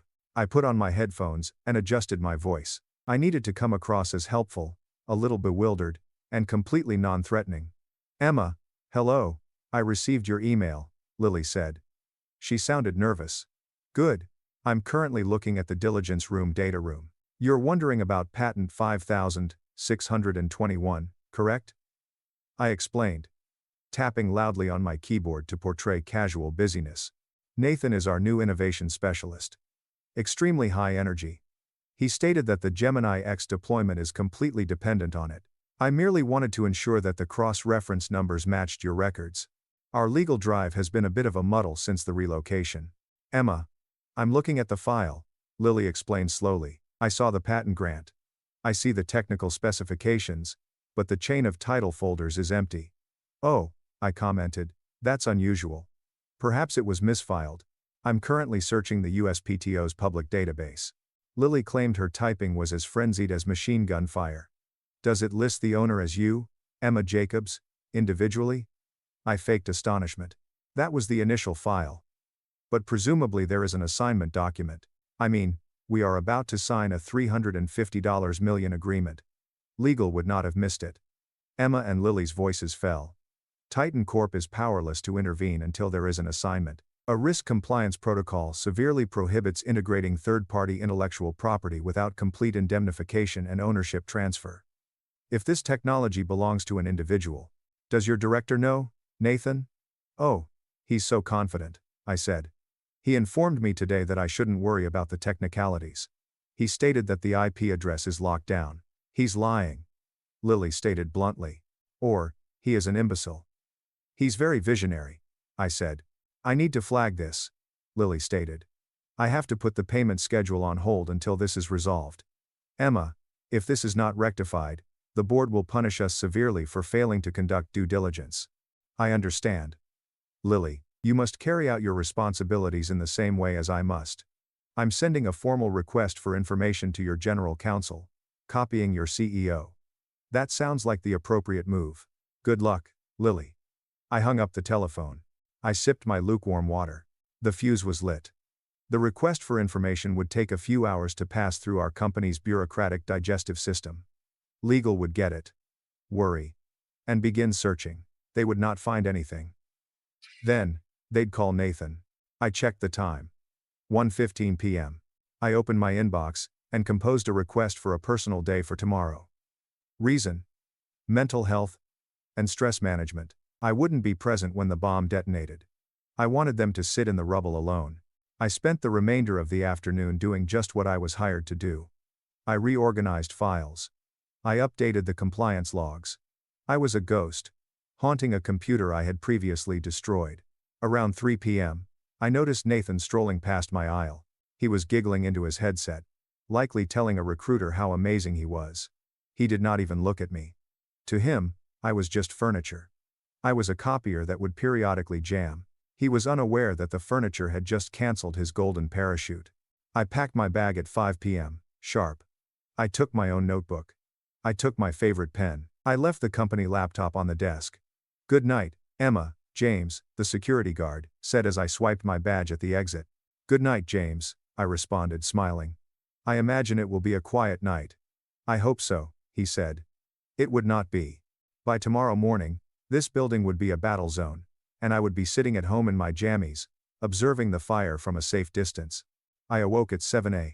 Naturally, without any alarm. For once, the sun shone through my condo's blinds. It was quiet. There are no buzzing fluorescent lights. No mention of quarterly deliverables. I prepared decent coffee using a French press, not the sludge from the break room urn. I sat on my balcony, wrapped in a blanket, and watched the city wake up. My phone was on the kitchen counter, face down. I had set it to not disturb everyone other than my immediate family. But I could feel the vibration, not a steady hum, but a rhythmic, urgent pulse caused by a smartphone receiving too many notifications at once. Bzd. Bzd. Bzd. Bzd. I had a sip of coffee. Dark roast. There are hints of cherry and chocolate. Delicious. I am back at the office right now. 8:30 a.m. The stand-up huddle would start. Nathan adored stand-ups. He had everyone stand in a circle and catch a foam football while declaring their power objective for the day. It was infantilizing and demeaning. I imagined the scene. Nathan threw the ball. My power aim is to complete the Titan Corp signature. Thwack. He catches the ball. He grins. He glances around for applause. Then came the interruption. I walked into the kitchen and glanced over my phone. The screen was full of notifications. David, the CEO, missed 5 calls, while HR missed 3. And 12 emails were categorized as urgent, high importance. Rebecca's text message and accounting information. Girl. What's going on? Legal is running around as if their hair is on fire. Security Officer James sent a text message. Mr. Nathan yells at the printer. I thought you should know, I smiled. A request for information from Lily must have arrived in the general counsel's mailbox late last night or early this morning. I opened the first email from David. Lily Mayallen. Subject: Urgent IP Documentation 5621. Emma. We received a question from Titan Corp. About the assignment of the Gemini module patent. They argue that the file is incomplete. I need you to grab the physical file and bring it to my office right away. This is a top priority. David sent it at 8:15 a.m. I scrolled upward. Subject: Where are you now? Emma, you are not at your desk. I don't care about your personal day. We have a crisis. Get in here immediately. Sent at 8:45 a.m. Nathan followed up with a text. Only one. Call me. No. Thanks. There's no explanation. Just a command. I put the phone back down. I was not going to call. Not yet. I envisaged a frenetic search. The paralegals are rummaging through the file cabinets. IT personnel are searching the server logs. They would locate the patent file. They'd locate my name. Then they would search for the transfer document. They would look through the digital archives. The file was not found. They'd look through the physical Iron Mountain boxes. The file was not found. They would review the old merger documents. Clause is invalid. By 10 a.m. The realization would have sunk in. It wouldn't be a panic yet. It would be confusing. Surely it's simply misplaced. They would respond, surely we didn't build a $350 million strategy on code we don't own. So I decided to do some gardening. I own a tiny collection of succulents. They require minimal care, but when they flourish, they are stunning. Similar to the patent law that they were now ignoring. I watered them gently. At 11:30 a.m. My phone rang. This time, it was not the office line. This was a courier service. Hello, Miss Jacobs. Speaking. I have a priority package for you from Titan Corp Legal. Requires signature. Are you currently at your listed home address? I am. I'll be there at 10. Lily was quick. She wasn't simply highlighting the risk. She was locking the gate. When the courier arrived, he gave me a big envelope. I signed up for it. I opened it on my kitchen island. It was not a lawsuit. It was a notification of contractual suspension. Dear Miss Jacobs, we have identified you as the sole legal owner of patent hash 5621 as a result of our due diligence examination of Titan Corp's prospective collaboration with your company. Because we have no record of a licensing agreement between you and your company, we are thus advising you that all integration of the Gemini X module involving your intellectual property has been discontinued, effective immediately. You're ready to start a direct conversation about licensing. Would you like to negotiate independently of your company? Sincerely, Titan Corp's legal department. I laughed. An authentic belly chuckle. They had completely circumvented the company. Titan Corp recognized a sinking ship when they spotted it. They were reaching out to the captain of the lifeboat. My phone vibrated again. David left a voicemail. I chose to listen to this one. Emma. His voice was tense and high-pitched. Emma. Please pick up the phone. Titan Corp suddenly froze the accounts. They gave us a legal cease and desist notice, alleging you own the technology. What the hell is going on? Nathan claims you sabotaged the database. I need you to explain this now. Nathan would call it sabotage. He could not imagine a world in which his failure was his own fault. I poured myself another cup of coffee. I sat down at my personal laptop, a custom-built safe non-comp computer. I wrote a reply to Lily at Titan Corp. Received. I am open to a chat, but first I must handle some internal issues with my current employer. Please keep the freeze in place until further notification. Then I finally responded to Robert. A short and accurate SMS message. I have a personal day scheduled. I'll be in tomorrow, at 9 a.m. If you wish to negotiate the acquisition of my personal intellectual property, please prepare a meeting space and have legal counsel present. You'll need these. I pressed send. The key had been turned completely. The door was locked, and I was the only one with a way out. When I came into the foyer the next morning, the silence was deafening. Usually, there's a hum, phones ringing, people talking about sports, and the clatter of the espresso machine. Today was like going into a wake. The receptionist, Kelly, a sweet girl who typically wears bright scarves, was pale. She saw me coming in and immediately grabbed her phone, whispering something important. I swiped my badge and it beeped, indicating that it was still current. Good. They were not stupid enough to shut me out. Not yet. I boarded the elevator to the 4th floor, which houses the executive suite. As the doors opened, I noticed them. A group of people dressed in suits stood in the corridor, staring at tablets and shouting in quiet, hostile tones. Nathan was there. He looked awful. His tie was loosened and his top button undone. He had black rings beneath his eyes that no amount of LinkedIn filtering could conceal. He was pacing back and forth, gesticulating violently at the general counsel, a man named Michael, who appeared to want to disappear into the carpet. "It's a glitch," Nathan explained, his voice cracking. "It's a clerical error. She's a compliance specialist, not an engineer. She didn't invent anything. Just filed the paperwork." "The paperwork says she's the inventor," Michael shot back. "And the paperwork says we don't own it. Titan Corp isn't freezing payments because of a glitch. They're freezing them because we're trying to sell them stolen goods. It's not stolen, it's company property. She worked here when she made it." "Did you sign the assignment form?" Michael exclaimed. "Did you check the file?" "That's her job," Nathan yelled. "She's the compliance officer. It's entrapment. She set me up." I stepped out of the elevator. The sound of my heels on the marble floor broke through their disagreement. Click, click, click. They all turned. Nathan's eyes widened. For a split second, I believed he was about to lunge at me. But then he noticed the frown on my face. I was not smiling. I was not scowling. I was entirely blank. It was the visage of the auditor, the tax collector, and the unavoidable. "Emma," Robert remarked, leaving his office. He appeared 10 years older than he did on Tuesday. In my office now. "Good morning, Robert," I answered politely. "Is there coffee?" "I haven't had my second cup yet." "This isn't a social call," Nathan yelled, approaching me. "You think this is funny? You think you can hold the company hostage because of some filing error?" I paused and stared at him. I did not raise my voice.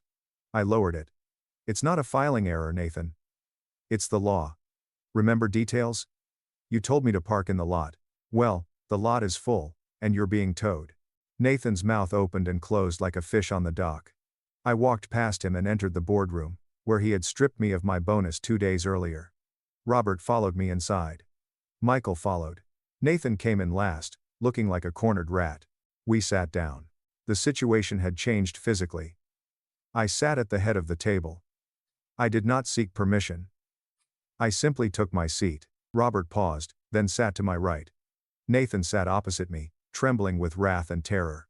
"Titan Corp has frozen the $40 million initial trench," Robert explained, his voice trembling.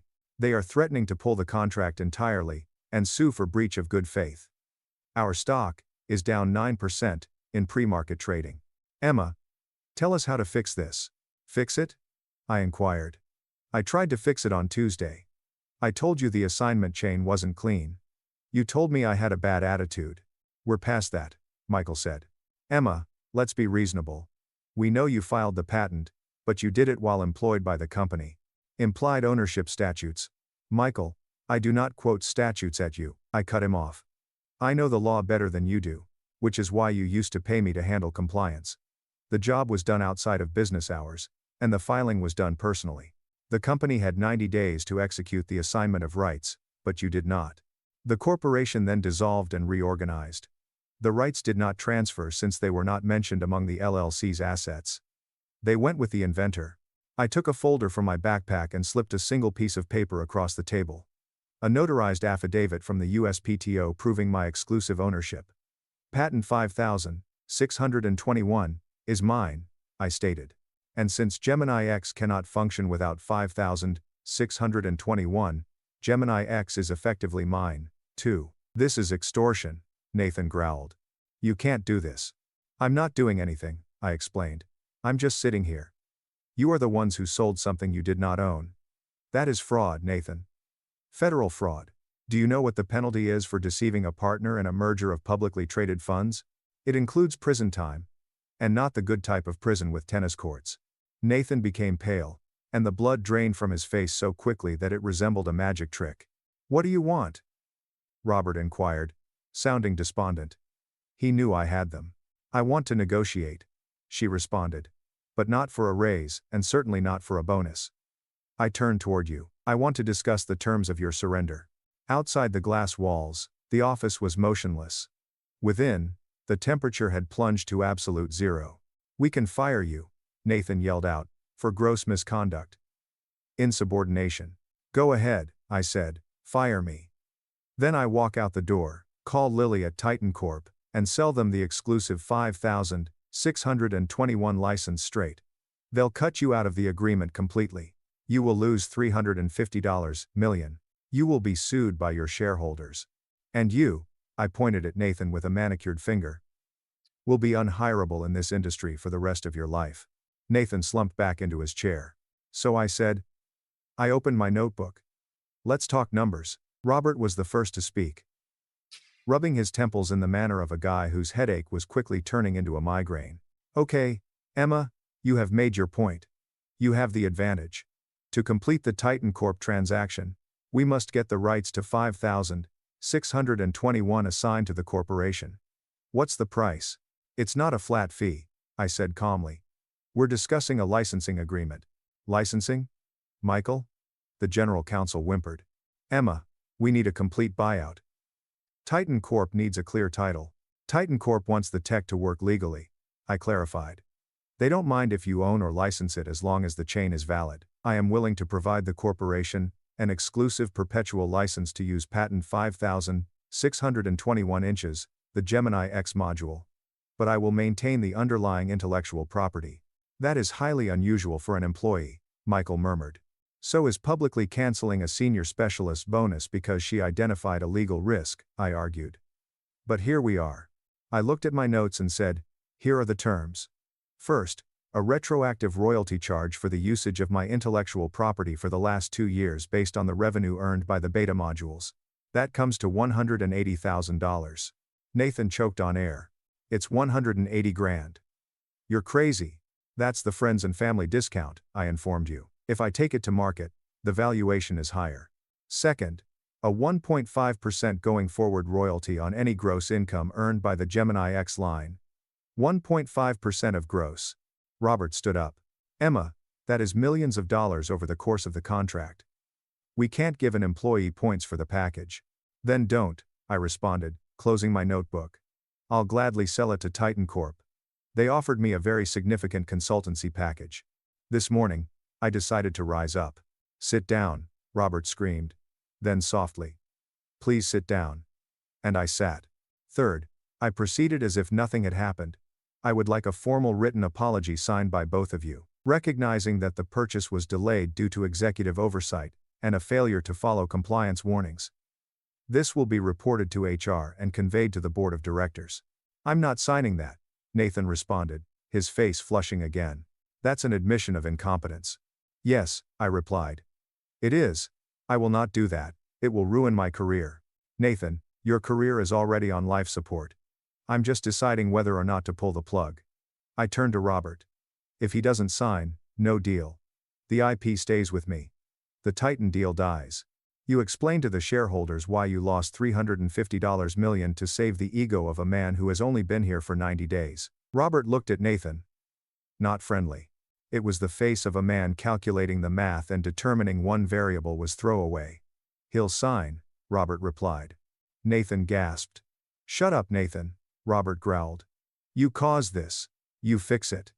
You sign the paper." "Finally," I added, getting to the bit I appreciated the most. "I want my title changed. I'm no longer a senior specialist. I'd like to be recognized as an external consultant for IP strategy. I'll work remotely. I'll establish my own hours, and report directly to the board. Not the head of innovation." "Do you want to be a consultant?" Michael inquired while still employed. "No," I replied. "I am resigning today. The license agreement will be between the corporation and my newly formed LLC, Jensen IP Solutions. This will be my first client.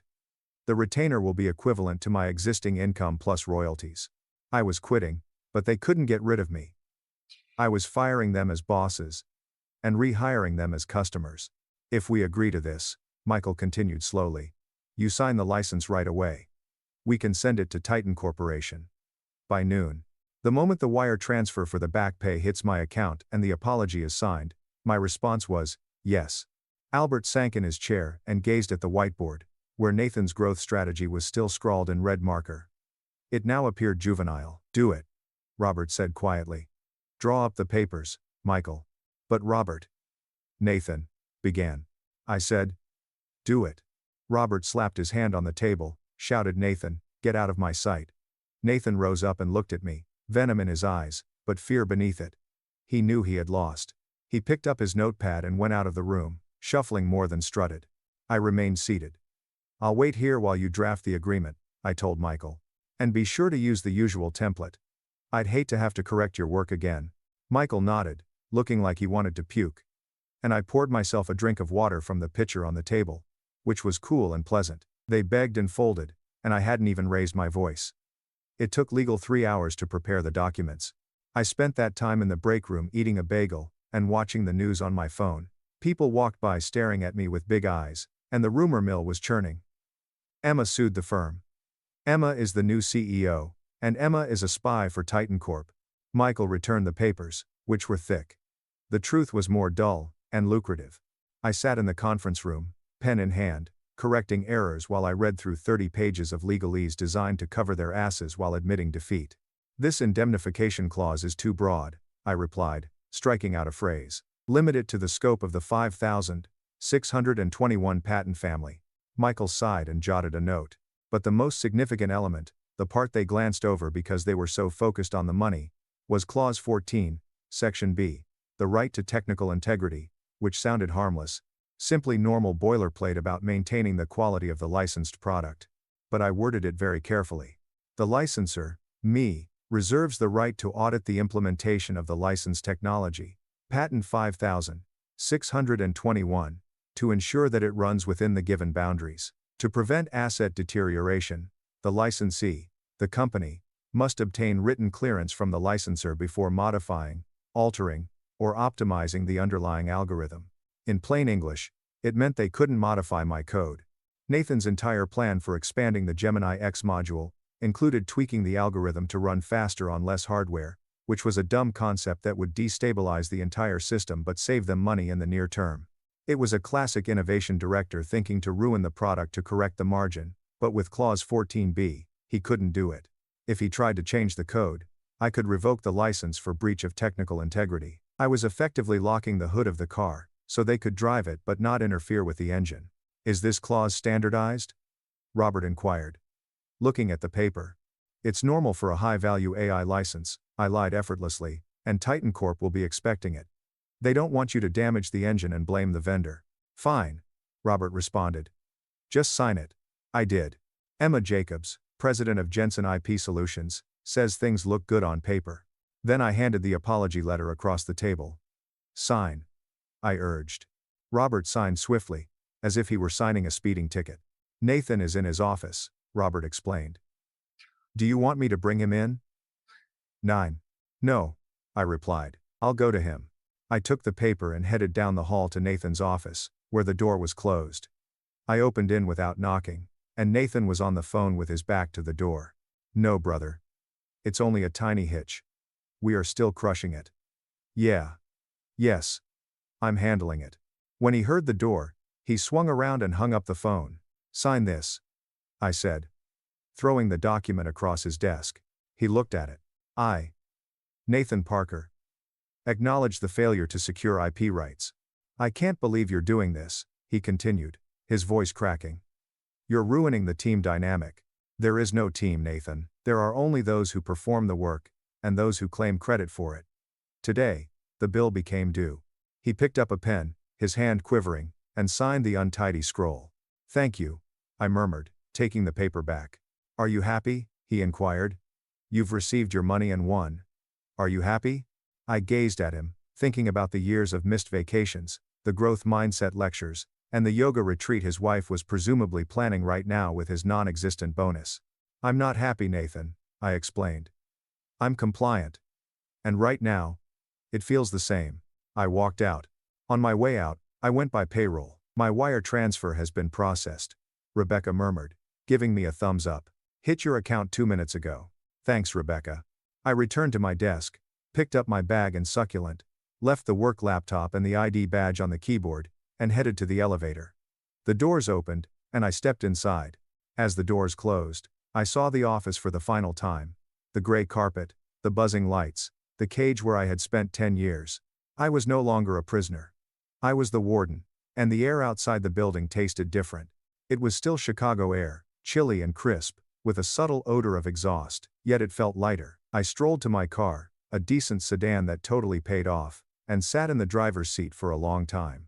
I checked my bank account on my phone, and the amount was big, hilariously long. The back pay, plus the first royalty advance, was more money than I had made in the previous 5 years combined. I drove home, didn't blast music or scream. I listened to a podcast about architectural history, which was pleasant. The next several weeks were a blur of quiet victory. I set up Jensen IP solutions in my spare bedroom in about an hour. Got a very costly chair. And purchased a coffee machine that cost more than my first car. Nathan is on a rampage, according to the office gossip that Rebecca and James passed along to me. Rebecca texted me 3 days later. He tried to upload a code update to the Gemini module, but it said they needed your written authorization. He literally flung a stapler, and I smiled. Clause 14b is in action, and Robert is forcing him to undertake leadership retraining. Another text stated, which effectively implies he has to go through HR seminars all day. Titan Corp. Announced the official beginning of the Gemini X Alliance, and the press statement included a quote from Lilly, the compliance chief. He looks like a deflated balloon. We are excited to work with the company name and leverage Jensen IP Solutions' robust, independently tested architecture. Security and integrity are our primary objectives. She had mentioned my name in public, confirming that I, not the organization, was the guarantee of quality. My phone started ringing, not from Robert, but from other businesses, headhunters, and legal departments at other IT behemoths. They saw the news release and searched up the patent. They discovered that a freelance compliance expert had brought a $350 million transaction to its knees and walked away with the keys. We need someone to audit our IP portfolio, one VP at a biotech firm told me. We don't want an Emma incident on our hands. I'm quite expensive, I informed him. We expect you to be. He responded. I accepted the job. I worked less, earned more, and never had to sit in a synergy huddle again. The best part, however, was not the money, but the email I received from Nathan approximately a month after leaving. Subject: Request for variance. Nathan, you must alter the latency parameters of the 5621 algorithm to match the increased server load. Please sign the attached waiver so that we can edit the code. Nathan had to plead, beg, for permission to do his job. I waited 24 hours to respond. Dear Nathan, after reviewing your request, I discovered that changing the latency parameters increases the chance of data corruption by 0.4%, which exceeds Clause 14b's acceptable quality threshold. The request was refused. Best Emma Jacobs, President. I imagined him reading it, a vein popping in his forehead, and I took a sip of my expensive coffee. Compliance isn't the enemy, Nathan. Arrogance is. And I was the auditor sent to collect the debt. Midwest Tech Summit is the kind of event where everyone wears lanyards that cost more than a Honda Civic and drinks champagne that tastes like apples. This year's event was held in Chicago, and I wasn't there as an employee, but as a speaker. My panel was titled, The Invisible Asset. Why IP compliance is your most dangerous liability. And the room was packed.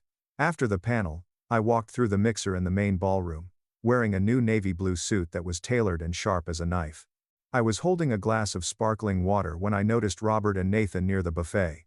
Robert looked tired, his shoulders slumped, and Nathan looked desperate. He was scanning the room, eyes darting around, looking for someone important to talk to. He spotted Lily from Titan Corp, who was standing with a group of investors laughing. Nathan fixed his tie and slapped Robert on the shoulder. They began to approach her, attempting to network and pretend everything was fine. I rushed to intercept. Not rushing, but simply slid. Lily, I yelled out, my voice warm and projecting nicely over the crowd. Lily turned and her face lit up. Emma.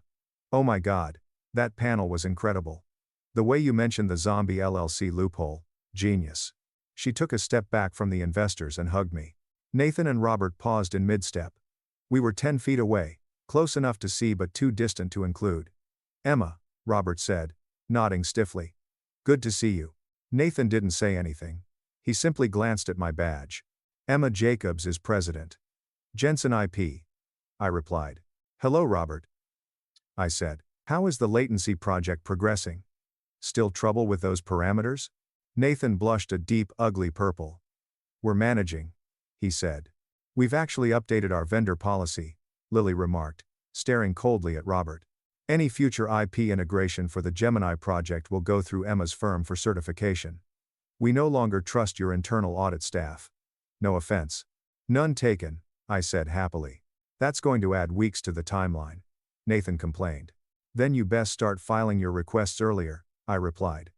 And Nathan, make sure you use the right form this time. I rejected the last one because you used a deprecated template. The investors around Lily were watching, perceiving the power dynamic, and they saw the exhausted CEO, sweaty director, and woman standing between them and the money. We should go, Robert murmured, taking Nathan's elbow. We have a dinner reservation. Enjoy, I added. Remember to obtain a receipt. Nowadays, compliance is strictly enforced. They walked away without looking back. They resembled two individuals who had been mugged, but had never seen a firearm. Lily returned my gaze, smiling. You are absolutely ruthless, she murmured. I'm just thorough, I explained. I took a sip of my water, and the room buzzed around me. I checked my phone and saw a notification from my bank. The quarterly royalty payment had just cleared. I looked at the sum. It was enough to retire, buy a house in Italy, and do whatever I wanted, but I wasn't going to retire because I was having so much fun. I stepped out of the ballroom into the chilly Chicago night, and hailed a taxi. Where to? The driver inquired. The airport, I told myself. I have a consultation in New York tomorrow. Someone forgot to sign a waiver. I relaxed back in my seat and watched the city lights rush by. Nathan was correct about one thing. It was a paradigm shift. But he didn't realize he was the one being altered. Before our anniversary, the store owner whispered, "Don't move." Then I heard the words that ended our marriage. I was standing in the dark of a bridal dressing room, when I overheard my wife laughing about replacing me, not divorcing me, not separating, just replacing me. The words passed through the thin wall like smoke. After tomorrow night, everything will transfer. He won't know what he's signing. Another clinical voice responded, the cognitive review will support it. Once the paperwork is completed, control shifts immediately, said my wife. That voice reflects 28 years of marriage. 28 years of shared mortgages, funerals, graduations, and peaceful Sunday mornings. He won't see it coming, she added softly. He trusts me. And in that small, dark area, surrounded by the scent of perfume and pressed satin, I understood something I hadn't pondered in nearly 3 decades of loving her. Trust may be weaponized. The anniversary party was meant to be simple. 28 years of marriage, 180 guests, our children coming in from opposite coasts, a string quartet in the backyard, champagne from Napa, and speeches on endurance, loyalty, and creating something lasting. That afternoon, I drove to Hartwell Boutique to pick up Victoria's dress, a deep navy gown she had picked with the deliberate pride of a lady who still cared what her husband thought of her. The sun was warm. I recall thinking how fortunate I was that we had gotten thus far. Hartwell has lived in town for 32 years. Denise, the owner, had personally tailored Victoria's outfit. When I walked in, the space was quiet save for the steady buzz of overhead lights and the subtle aroma of steamed fabric. Jonathan, Denise replied, her voice weaker than normal, you're early. I figured I'd surprise her, make sure everything's perfect. She did not smile. Instead, she moved around the counter, gripped my elbow, not violently, but firmly, and whispered, come with me right now. I laughed, thinking Victoria was here and Denise was planning a humorous reveal. But Denise did not laugh. She walked me past the racks of silk and lace before opening the door to a dressing room. Stay here, she whispered. Don't say a word. Denise, what's this about? She shook her head and stepped away. You need to hear this for yourself. The door shut, the light switched off. I stood there, surrounded by mirrors and fabric, feeling silly and slightly annoyed. Then I heard a bell ring over the shop entrance. Victoria's voice was clear, familiar, and comforting. Is it ready? She asked. Yes, Denise responded too enthusiastically. Back by the fitting area. Footsteps approaching. Another set followed. A man's voice, which I dimly recognized from a recent supper. Dr. Andrew Callahan is a neurologist. Victoria suggested I meet him after what she called a minor incident 7 months ago. It had only been a momentary dizzy spell during a board meeting. Stress, the emergency room doctor had stated. Dehydration. However, Victoria had pushed for follow-ups, memory tests, and appraisals. You understand, Dr. Callahan remarked in a businesslike tone, that once the cognitive review is filed, we can move forward legally. My heart started to pound. Victoria exhaled slowly. I understand. I just need it done cleanly. What about the power of attorney amendment? He asked. That is drafted. He will sign it tomorrow night. I'll explain that it's just contingency planning for after the party, when he's more relaxed.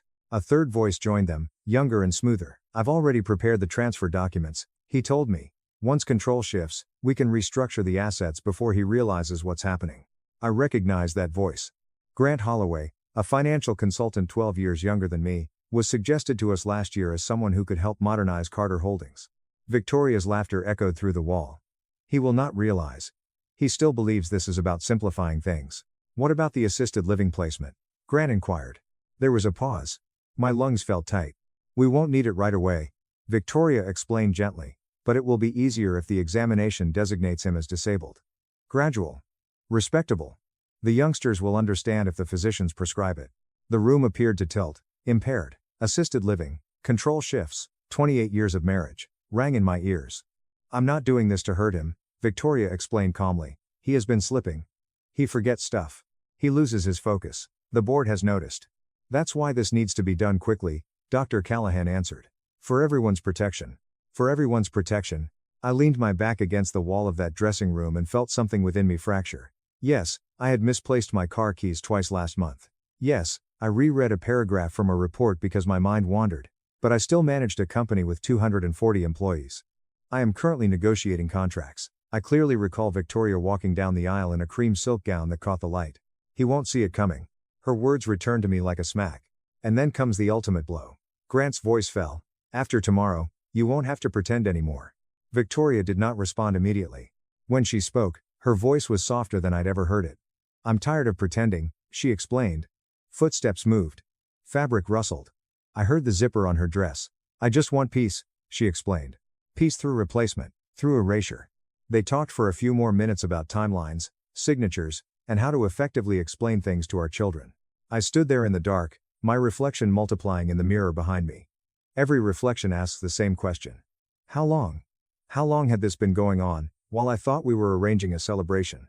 As they went, the shop doorbell rang again. Silence returned. A moment later, the dressing room door opened, letting light in. Denise stood there with tearful eyes. I'm sorry, she muttered. I stepped out slowly, my legs shaky. How long did you know? She swallowed. I overheard them 3 weeks ago. They have been coming in together. I did not want to believe it. Neither did I. I observed the clothing bag hanging on the rack. Victoria's anniversary dress, perfectly pressed. Prepare for a celebration. Did she mention anything about me? I asked. Denise hesitated. She said, you trust her. I let out a breath that seemed like it came from deep within my chest. 28 years, 2 children, and a shared existence started from nothing. And tomorrow night, in front of everyone we care about, she planned to discreetly take control of everything I had worked so hard for, including my autonomy. I took up the clothing bag. Thank you, I murmured to Denise, unsure what I was thanking her for. As I strolled out into the late afternoon sun, everything seemed the same. Cars passed. People laughed on the sidewalk. Somewhere, someone was mowing the yard. However, something basic had moved within me. Tomorrow night was not going to be an anniversary. It was going to be an execution. And if Victoria requested a performance, I would oblige. I drove home with Victoria's dress hanging in the back seat as proof. The late afternoon sunlight seeped through the windshield, warm and deceptively calm. For several kilometers, I gripped the driving wheel so firmly that my knuckles became white. Then something colder settled within me. Do not panic. Not in wrath. Calculation. If I came through the front door and confronted her, she would deny everything. Dr. Callahan would use clinical jargon. Grant would describe it as careful preparation, while I would become the unstable one. No. I'd heard enough to know that this would need patience. By the time I pulled into our driveway, my countenance had settled into a neutral, even sleepy expression. The house remained where it had always been, facing the lake we had chosen together 28 years ago, when we were young enough to imagine we would live forever. Victoria adored the scenery. She stated that the water made her feel tranquil. When I walked in, I could hear music from the kitchen. Ella Fitzgerald is Victoria's favorite. She was standing on the island, checking a stack of place cards for the anniversary meal. You're back early, she said, smiling but not looking up. I wanted to make sure the dress was ready. She turned and brushed a strand of silver-streaked hair away from her face. She had matured elegantly and gracefully, the type of woman who could command attention in a room without using her voice. Is it perfect? She asked. It's perfect. I observed her intently for any signs of guilt or hesitancy. There was none. She crossed the room to kiss my cheek. Her lips were warm, familiar. We made it, Jonathan, she replied softly. 28 years. It's been 28 years. I understand, I answered. She returned to the place cards. I've added Dr. Callahan to the guest list. He has done so much for us this year. Of course he did. That's thoughtful, I responded evenly. She looked at me, tilting her head slightly. Do you feel okay? The question would have once been caring. Now it sounded diagnostic. I'm fine, I replied. You seem distracted this morning. Just thinking about tomorrow.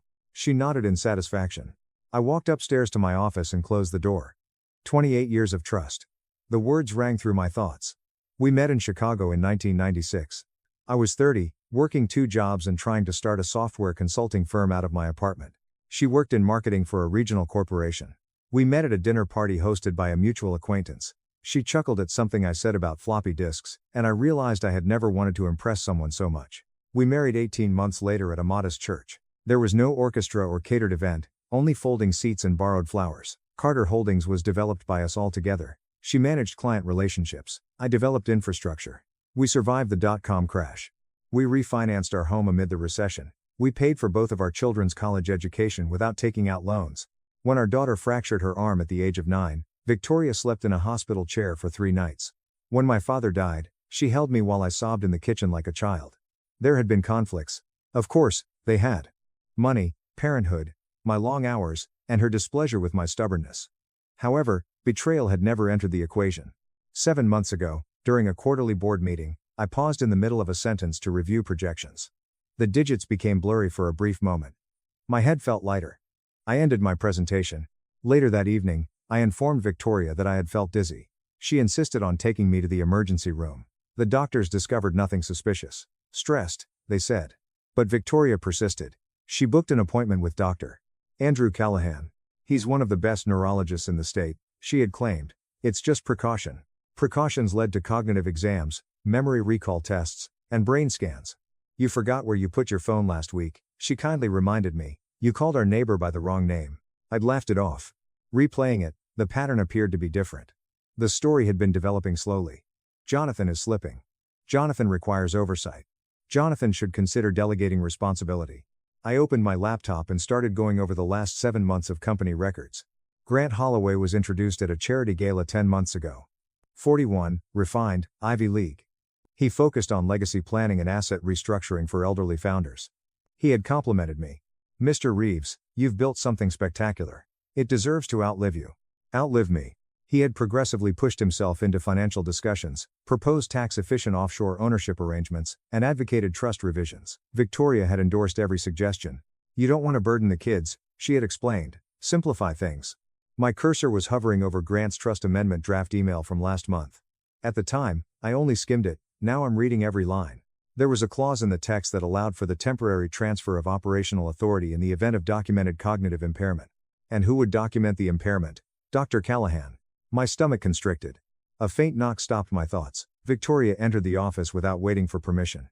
You've been in here a while, she remarked lightly. Is everything okay? I gently turned in my chair.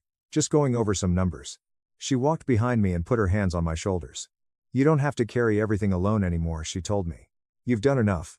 The tone was comforting, reassuring, and abruptly suffocating. I'm not dead yet, I said, attempting a smile. She laughed, but it was half a second too late. Of course you're not, she replied, don't be dramatic. Dramatic? Was I or was I now seeing clearly? She squeezed my shoulders once more before exiting the room. When the door snapped shut, I slowly exhaled. I replayed the boutique chat in my head.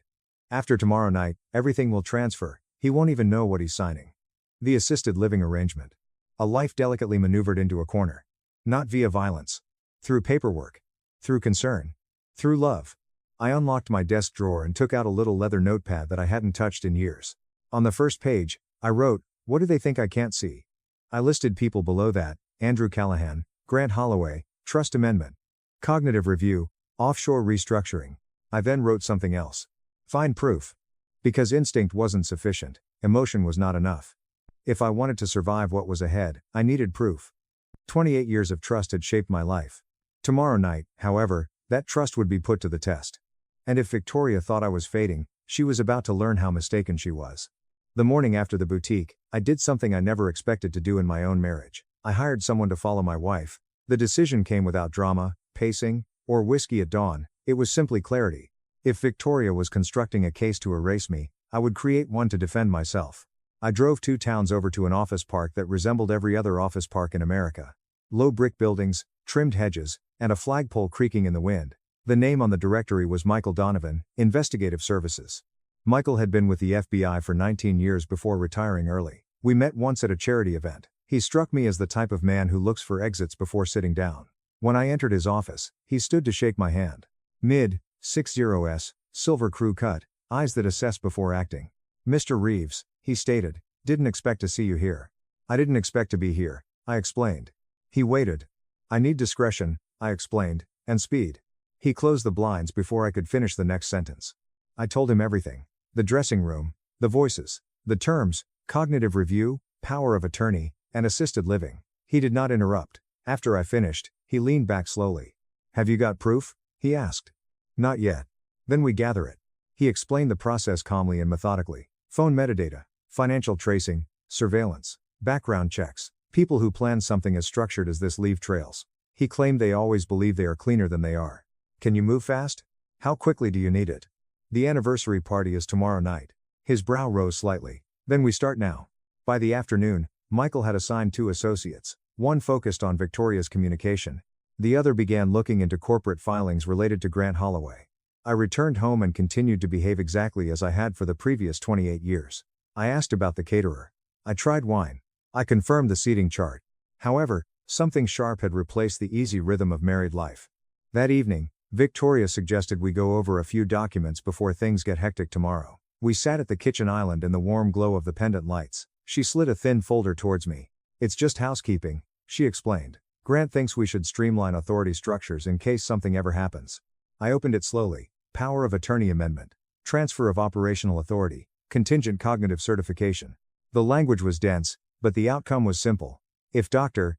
Callahan documented cognitive impairment, even temporary, Victoria would gain immediate control of all company operations and discretionary financial authority. My name would remain on paper. My influence would not. "You've been under so much stress," she continued gently. "This protects you." "Protects." "That's thoughtful," I responded evenly. "I know it's hard for you to talk about aging," she added, "but we have to be realistic." "Realistic?" I signed nothing. "I'd like to have my attorney glance at this," I said. A flicker crossed her face. "Small. Quick." "Of course," she replied too quickly. "I just thought it would be easier before the party." "Easier for whom?" That night, I lay beside her in bed, listening to the steady rhythm of her breathing. 28 years of shared sleep, and I had never felt more alone. By noon the next day, Michael called. "I have something," he said. I stepped outside to take the call. "Grant Holloway formed an LLC 4 months ago," Michael continued. "Silverpoint Capital. That means nothing by itself. It does when your trust amendment references Silverpoint as a restructuring vehicle." Silence stretched between us. "Who's listed as managing partner?" I asked. "Victoria Reeves and Grant Holloway." The lake shimmered in front of me. Children rode bikes on the sidewalk across the street. Normal life continued. "What else?" "Dr. Callahan received a consulting fee from Silverpoint 3 weeks ago. $62,000. The air left my lungs slowly. "Consulting for what?" Michael paused.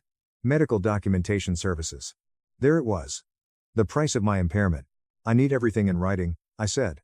"You'll have it." "And Michael?" "Yes, sir." "Dig deeper into Holloway." He was quiet for a moment. "I already am."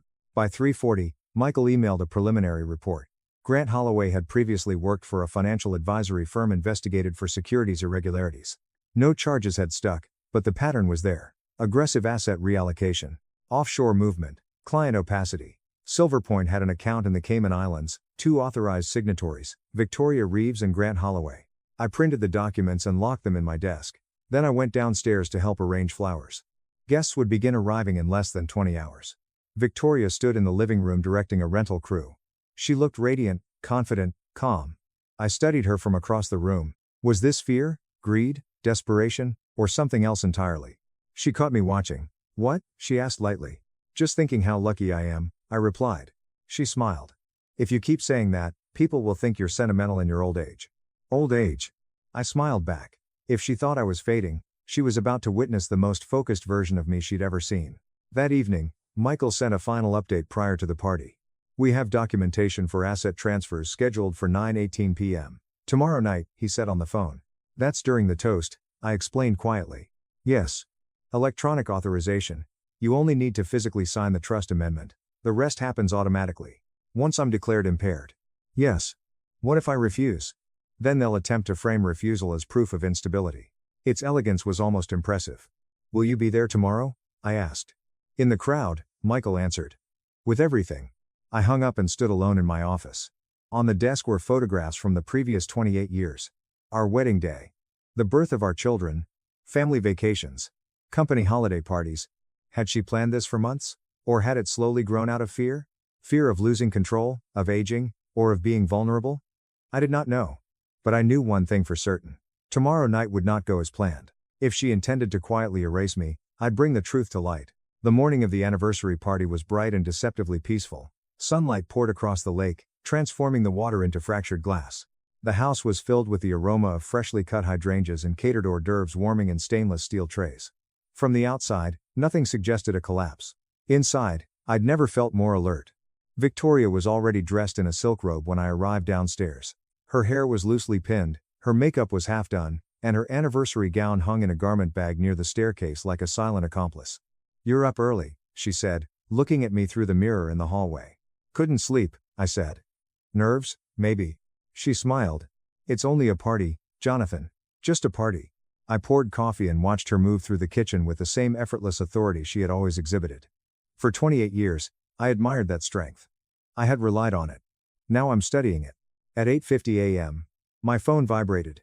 Michael sent a single message. All documents have been secured. Electronic transfer is scheduled. 9:18 p.m. Dr. Callahan confirmed attendance. Holloway arrived in town last night. I deleted the message immediately. Is everything under control? Victoria asked casually.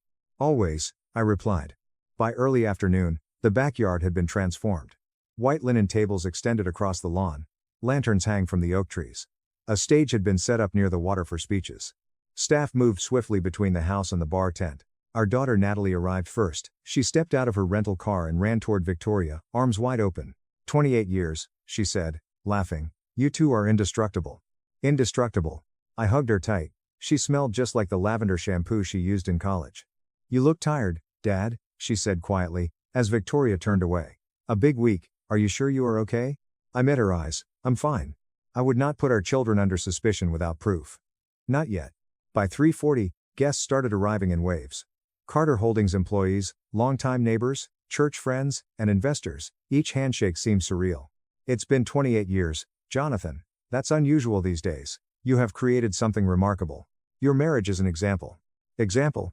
Victoria moved through the crowd like an experienced diplomat. Her laughter came out naturally. If guilt existed, it had no visible mask. Dr. Andrew Callahan arrived at 5:30 p.m. He approached with measured warmth. Jonathan, he said, gripping my hand tightly. You look strong. Feeling stronger every day, I said evenly. He held my gaze for too long. Good, he said. That's good. Grant Holloway followed soon after. Navy suit, polished smile, and perfectly poised. Mr. Reeves, he said calmly, what a milestone. Indeed. I said. His gaze shifted briefly to Victoria across the lawn. They exchanged a subtle yet effective look. Michael stood near the bar tent, blending in with the other guests talking about golf. He made no signal. None was required. Everything was in place. As dusk fell, the string quartet began playing softly. Candles flickered on the lawn. The mood became more warm and reflective. Dinner ended. Around 8:20 p.m. At 8:35, Victoria squeezed my hand. Time for your speech, she said quietly. My speech.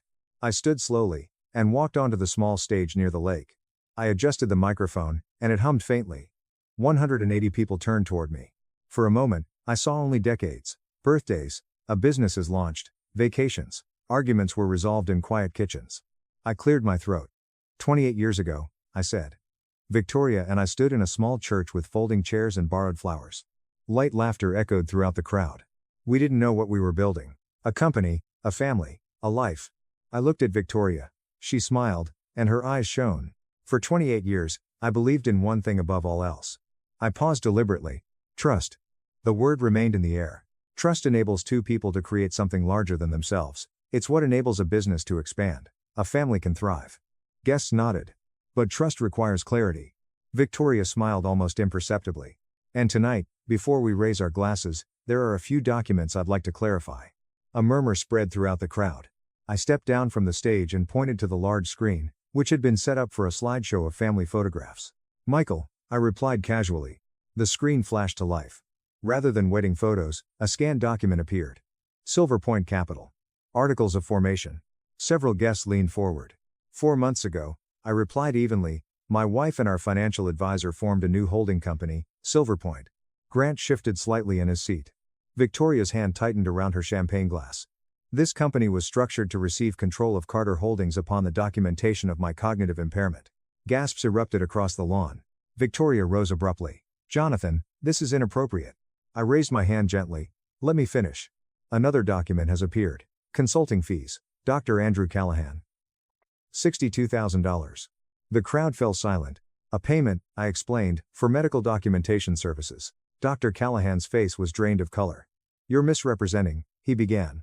I am presenting records, I explained calmly. The next slide showed email correspondence between Grant and Victoria about the timing of the electronic transfer, which was scheduled for 9:18 p.m. The timestamp glowed on the screen. 9:18 p.m. It was 9:13. I looked directly at Victoria. Could you please explain why control of my company is scheduled to transfer in 5 minutes? Her lips parted, but no words emerged. Grant stepped forwards. This is standard estate planning, he remarked sharply. You're confused. Am I? I asked quietly. The final slide appeared. The assisted living pre-admission form. My name is neatly typed at the top. Silence engulfed the lawn. Natalie covered her mouth. Our son Ryan stood motionless beside the oak tree. Victoria's voice broke. You were forgetting things, she exclaimed desperately. You scared me. What scared you so much that you erased me? I asked. The clock on the screen showed 9:17. I removed a folded document from my jacket. This, I explained, holding it up, is a temporary injunction filed this afternoon. The transfer has been frozen. Signed 11 Place Potty, M. Nothing occurred. Grant glanced at his phone. His composure snapped. Dr. Callahan stepped backward. Victoria looked at me, not angry, but rather shocked. You hired someone, she whispered. Yes, I answered. For the first time that evening, my voice trembled.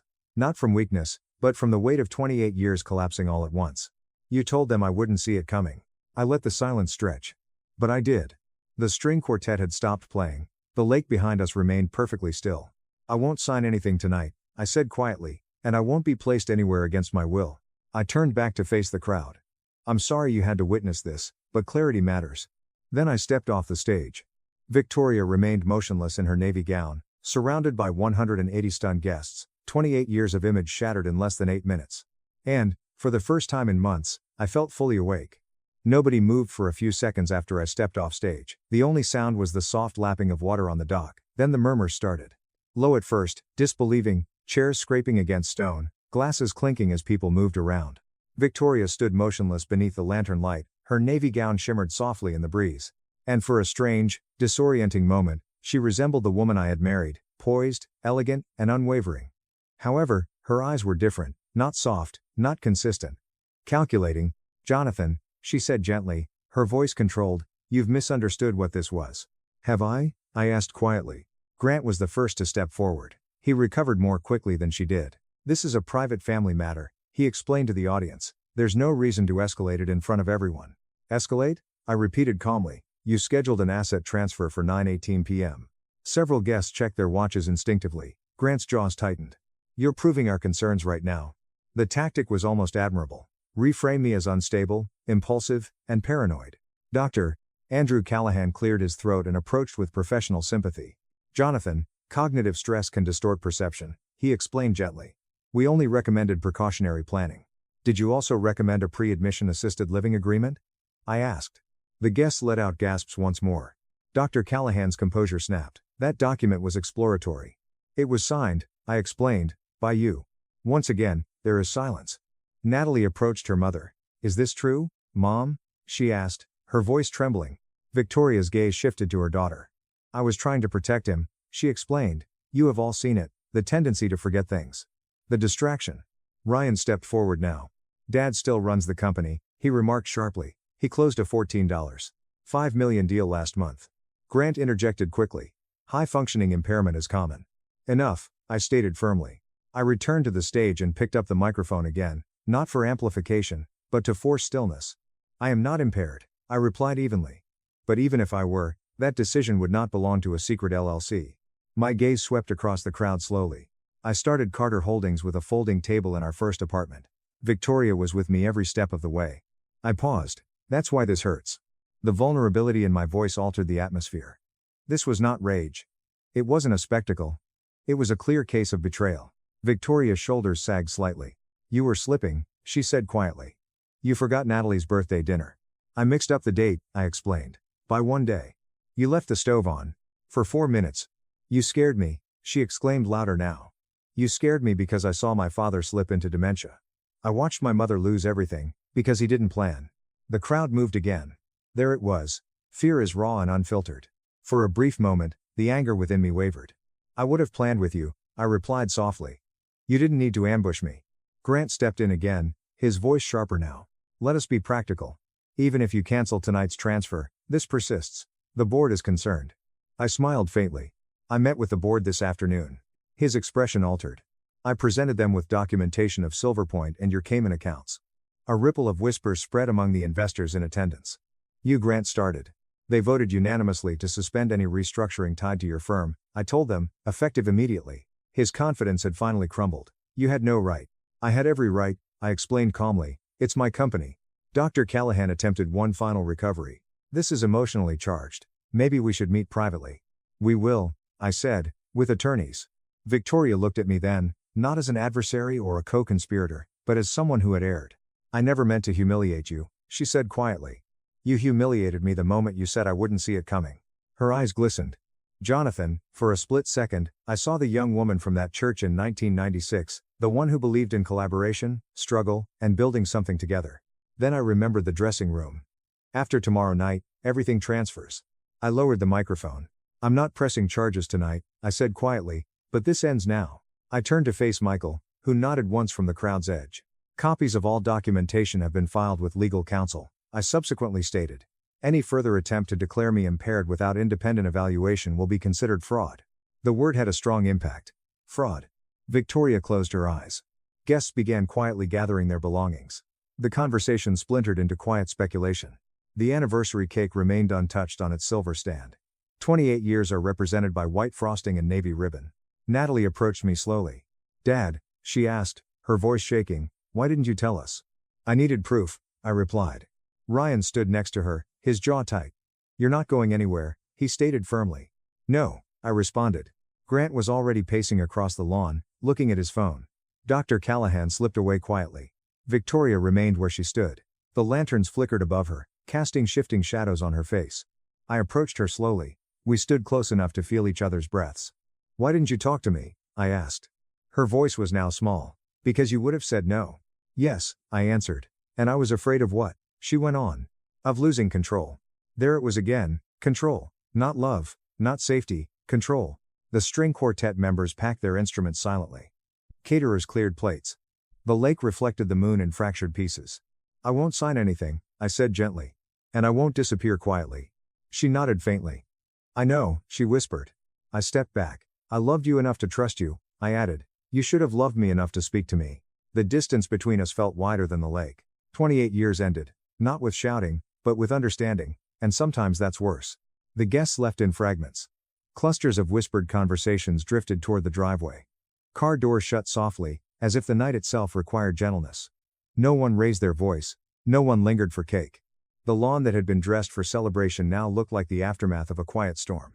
Lanterns still swayed above empty chairs. The anniversary banner fluttered against the oak tree, reading 28 years of love in gold script that felt almost ironic now. I stood near the water long after most of the guests had gone. Behind me, I could hear Victoria speaking in low tones to Natalie. I didn't turn around. I didn't need to see it to know that our children were asking questions that would not have easy answers. Michael approached quietly. Transfer blocked, he said under his breath. Bank confirmed the freeze. Good. Your legal counsel has the documentation. If they attempt anything further, you're covered. Thank you. He studied me carefully. You're holding up better than most would. I don't feel better, I said. He nodded once. That's normal. Normal. Nothing about the last 24 hours felt normal. When the last rental van pulled away and the staff finished clearing tables, the house felt cavernous. Natalie and Ryan remained. We gathered in the kitchen, the same room where Victoria and I had once debated paint colors and school districts and business loans. Now it was a tribunal. Mom, Natalie said carefully, did you really plan to move Dad into assisted living? Victoria sat at the island, still in her navy gown, makeup smudged faintly at the corners of her eyes. I was trying to protect him, she said again, but the conviction had drained from her voice. From what? Ryan asked sharply. From himself? Victoria turned toward him. You didn't see what I saw. The tendency to forget things, the distraction. I saw stress, I said quietly.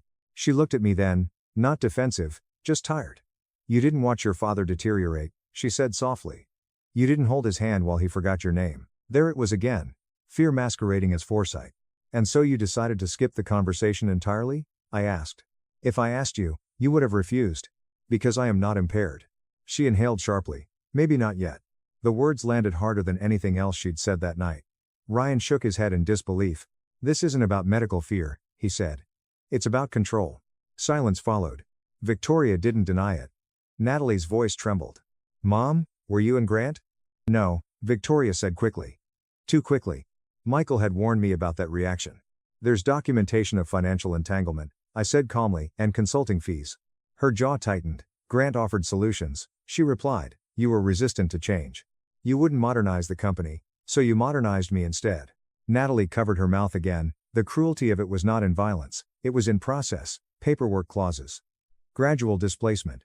I never meant to hurt you, Victoria whispered. But you did.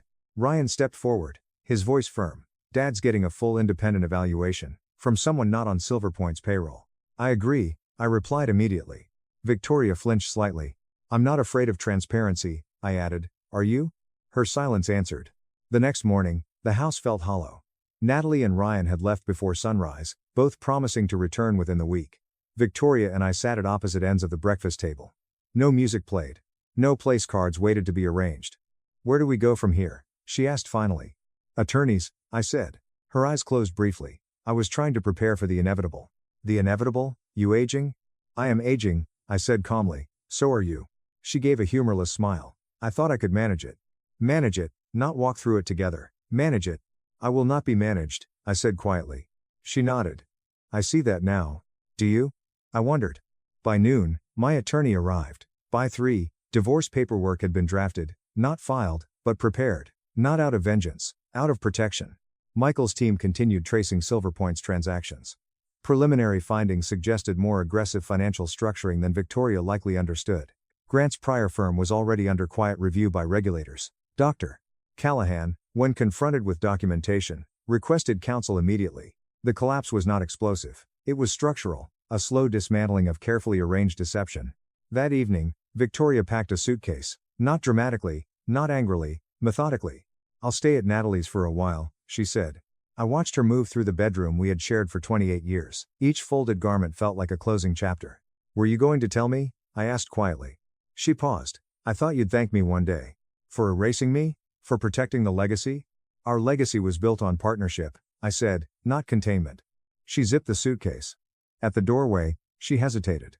I loved you, she said. Did you? Her eyes filled. I still do. I didn't respond.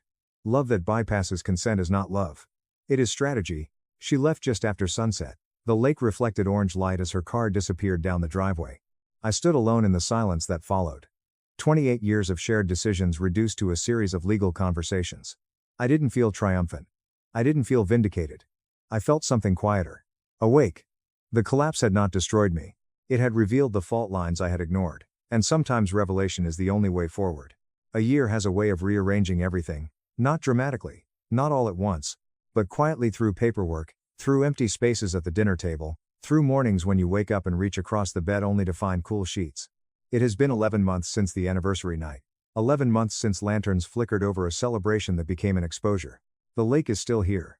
The house is still standing. Carter Holdings is still operating. But nothing is the same. The independent neurological evaluation came back 18 days after Victoria moved out, comprehensive, unbiased, administered by a specialist with no financial entanglements. The results were clear. No cognitive impairment. No early dementia. Mild stress-related fatigue. Normal aging. When I read the report, I didn't feel victorious. I felt relieved, and oddly saddened, because it meant this had never been about my mind. It had been about fear and control. The divorce finalized 7 months after the party. There were no screaming courtroom scenes, no dramatic accusations, just attorneys, mediators, and signatures.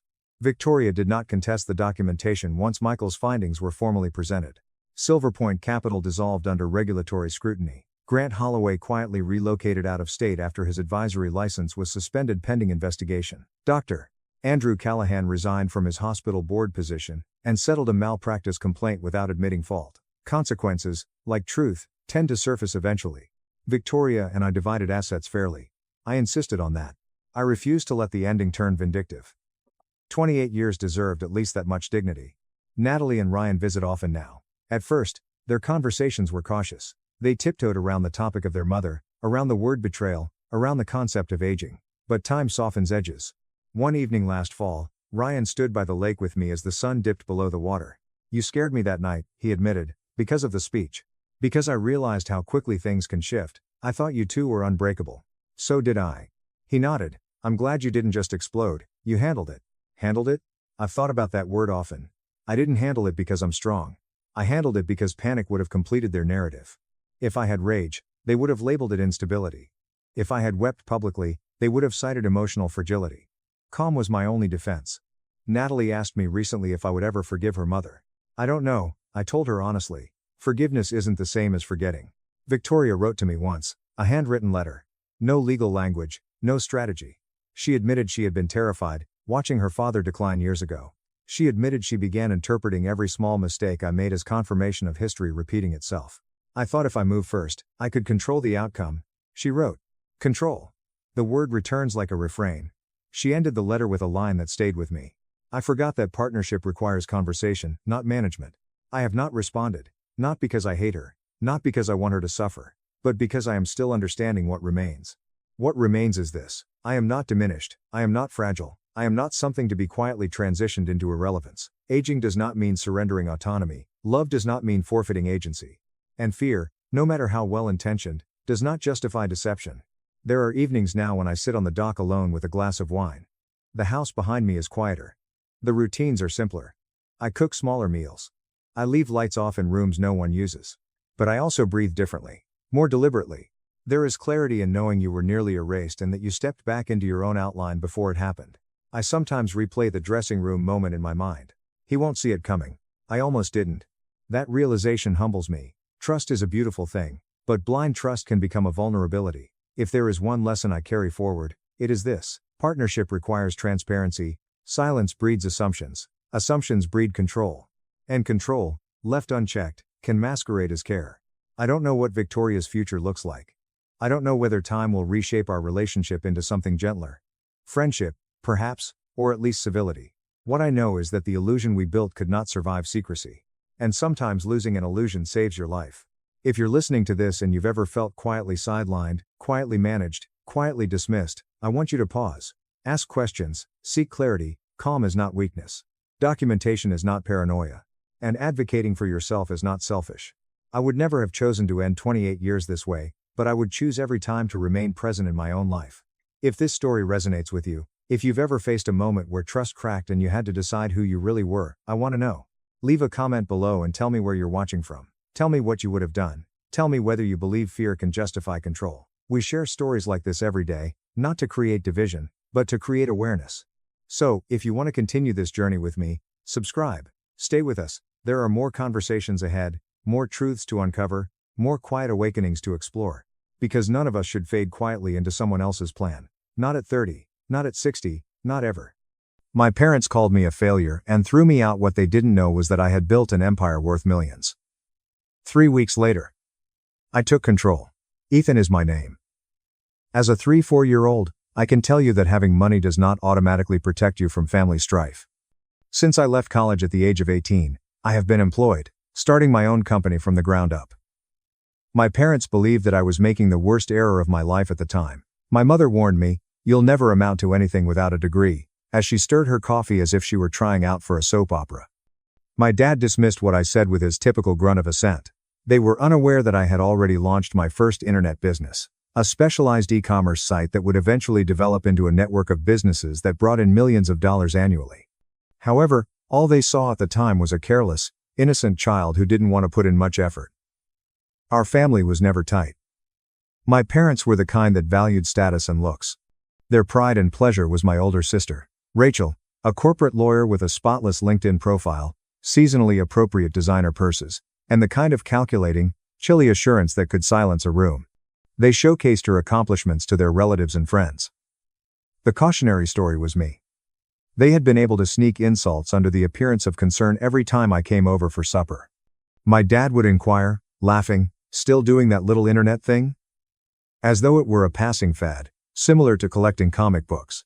With a courteous smile, Rachel would remark, "You know, it's never too late to get a real job." I ignored it for years. I reasoned that there was no use in self-defense. In any case, they wouldn't believe me. To be honest, I was preoccupied with starting a business from scratch. It requires all of your resources, and I lacked the stamina to prove myself to those who had already concluded that I was a letdown. I therefore had a tranquil life. I didn't boast about how much money I made. I didn't say that I could afford to travel anywhere in the world at any time or that, at the age of 29, I had paid cash for my own house. I simply went home to the life they thought I didn't have, smiled through the family dinners, and put up with their remarks. One wet Thursday night was the tipping moment. My mom texted me to ask if I could help with something, so I went to my folks' house. My dad was pacing the living room when I arrived. Rachel was smirking as if she already knew I was in trouble while she sat on the couch with a glass of wine. With her arms folded, my mother stood by the hearth as though she were going to break some terrible news. "Ethan," began my dad, "we've been talking. You're 34 years old and it's clear this online nonsense isn't going anywhere. You've had enough time to figure your life out, but you're still wasting your potential." I saw my jaw getting tense. "What exactly are you getting at?" He halted his pacing and gestured to the door. "You've been living in that apartment for years, and you're still here asking for help with small things. We can't keep enabling you." Bewildered, I blinked. "Enabling me? I've never asked you for money." "Not once." Rachel chuckled briefly. "Oh, come on, Ethan. You've been coasting. You think anyone believes you're making a living off your little business? It's sad, honestly." With a strong voice, my mother intervened. "We've decided it's time for you to stand on your own 2 feet for real. No more coming here when you need help. No more expecting us to bail you out." Stunned, I gazed at them. "I don't need you to bail me out. I'm doing just fine," my father spoke out. "If you're doing so fine, then you can prove it by surviving without our help at all. In fact, you can leave now. Go live in the streets if you have to. Maybe that will wake you up." With the exception of the rain pounding the windows, the room became silent. I looked at Rachel, who was enjoying her wine as if it were a show she had been anticipating all week. I could feel my chest getting hotter. But I made myself maintain my composure. They believed they were giving a tough reality check. They assumed I would plead. Perhaps make a commitment to improve. Or land a legitimate job. They were unaware that I could use my savings to purchase their home 3 times over. I grabbed my coat off the chair and put it on. "All right," I answered quietly, with a faint smile. "If that's what you want." I interrupted my mother before she could say anything more hurtful. I closed the door behind me as I left. I saw my image in the rearview mirror as I climbed into my car, a black sedan they thought was a second-hand model that I had just about managed to acquire. I wasn't upset. I was unharmed. Because I knew something they didn't and that they would discover in a way they would never forget, I was almost amused. And knowing that their entire perception of me and of themselves would be destroyed in 4 weeks, I drove off into the night as the rain continued to pour. It was oddly silent for the first week after they kicked me out. Not silent on an emotional level. Though silent in the sense that there were no calls, texts, or follow-ups from them, I had a lot of ideas racing through my mind. Even though I didn't anticipate an apology, I kind of hoped they would at least ask how I was doing. Nothing. I felt like I had been completely removed from the family roster. Although the term home office doesn't really capture it, I worked from home during those days. With floor-to-ceiling windows and a study stocked with leather-bound volumes I'd accumulated over the years, it was a contemporary penthouse with a city view. I was constantly reminded of how far I had come from the child they once labeled a failure by the skyline that stretched into the distance as I sat at my desk. By the second week, I began to hear clues from common acquaintances that Rachel and my parents were worried about me. Not anxious about my health, but troubled enough to shake their heads and let people know that I'd finally reached my lowest point. It seems that my mother had informed her church acquaintances that I was now living out of my car due to the failure of my small online endeavor. It seems that Rachel told a friend from high school that I was finally learning the hard way how to live. Not all they were doing was portraying me as a failure. The story was being actively constructed. My cousin Ryan, one of the only family members who had always treated me equally, texted me one evening. Ryan. Hey man. I overheard something tonight. You okay? Me? Define okay. Ryan, your mom was telling people at dinner that you're basically homeless. She said, you'll probably come crawling back soon. Me? Interesting. Ryan. Also, Rachel made a joke about maybe letting you do odd jobs for her firm when you're desperate enough. She said, you'd look good fetching coffee. I took some time to look at that final message and allow the words to fully register. It was not unexpected.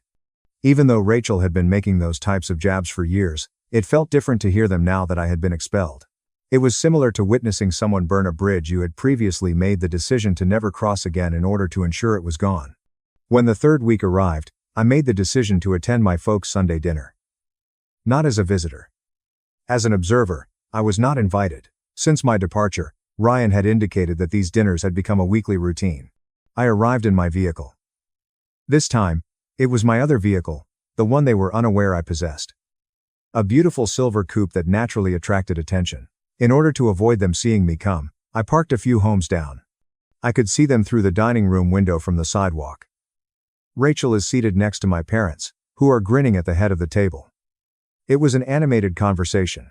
Plates are filled, wine glasses raised. I could picture the screenplay. My parents were beaming as Rachel talked about her most recent case, and then, just as she should have, she mentioned how ungrateful I had been, and how I had wasted my potential. I had lost my anger. No, I sensed something sharper and colder. There was more to this than just me abandoning their home. This has to do with their attempt to improve their own image by portraying me as a cautionary tale. Because it made them feel superior and in control, they were rewriting my life as a failure. 2 days later, my mother called to beg for a favor rather than to make amends. She spoke in a light, even contemptuous tone.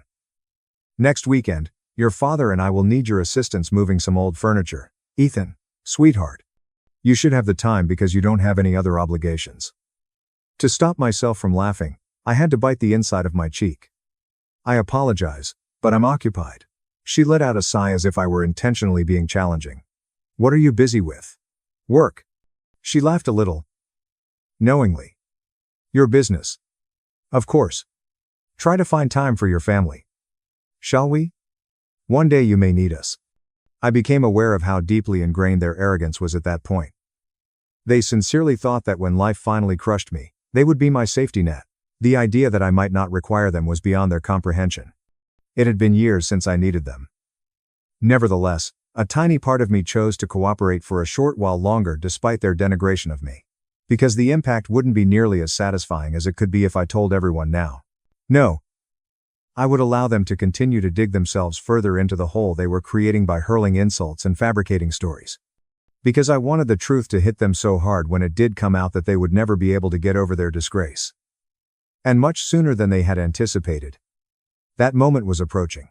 I had become somewhat detached and peaceful about the whole thing by the time the fourth week arrived. I was no longer having trouble sleeping because I knew exactly where I stood with them. However, they managed to reach a new low just when I believed I had witnessed the worst of their petty behavior. It began with an email from my bank on a Thursday morning. Unusual account activity is the subject line. Attention must be given right away. I initially believed that it might be a phishing hoax, but I was frozen when I went into my account. From one of my older accounts, 2 sizable withdrawals totaling more than math BBS, $80 had been made. Although I no longer used the account frequently, it remained open since it was linked to a joint savings plan that my parents had set up for me when I was a teenager. Years ago, I had intended to close it, but I had forgotten. Both withdrawals were from a bank 2 blocks away from my parents' home and were identified as in-person transactions. I initially tried to come up with a plausible rationale. Perhaps identity theft, or a banking blunder. However, my stomach fell when I called the branch and received the information. The teller had a vivid memory of the withdrawal. She claimed that on both occasions, my mother had entered, claimed that I had given her permission to access the money for a family emergency, and left with a cashier's check. I'm not sure if the crime itself or the fact that she had done it so carelessly, as though my money was hers to steal whenever she chose, made my hands shake more. I didn't immediately give her a call. I had to relax. And I wasn't at that moment. Rather, I gave Ryan a call. I told them, "You're not going to believe this," as I described what had occurred. A long pause ensued. "I believe I know where that money went, Ethan." "Where?" I said hesitantly. Rachel and Ryan recently made a down payment on a brand new, high-end SUV.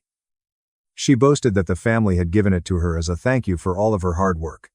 The words were like freezing water to me. Treating me like a failure was insufficient. In reality, they had cheated on me in order to give Rachel something. My mother had physically gone into a bank, taken money out of my account without my consent, and sent it directly to the golden child, possibly while convincing herself that it was totally acceptable. I took a car to my folks' house that evening.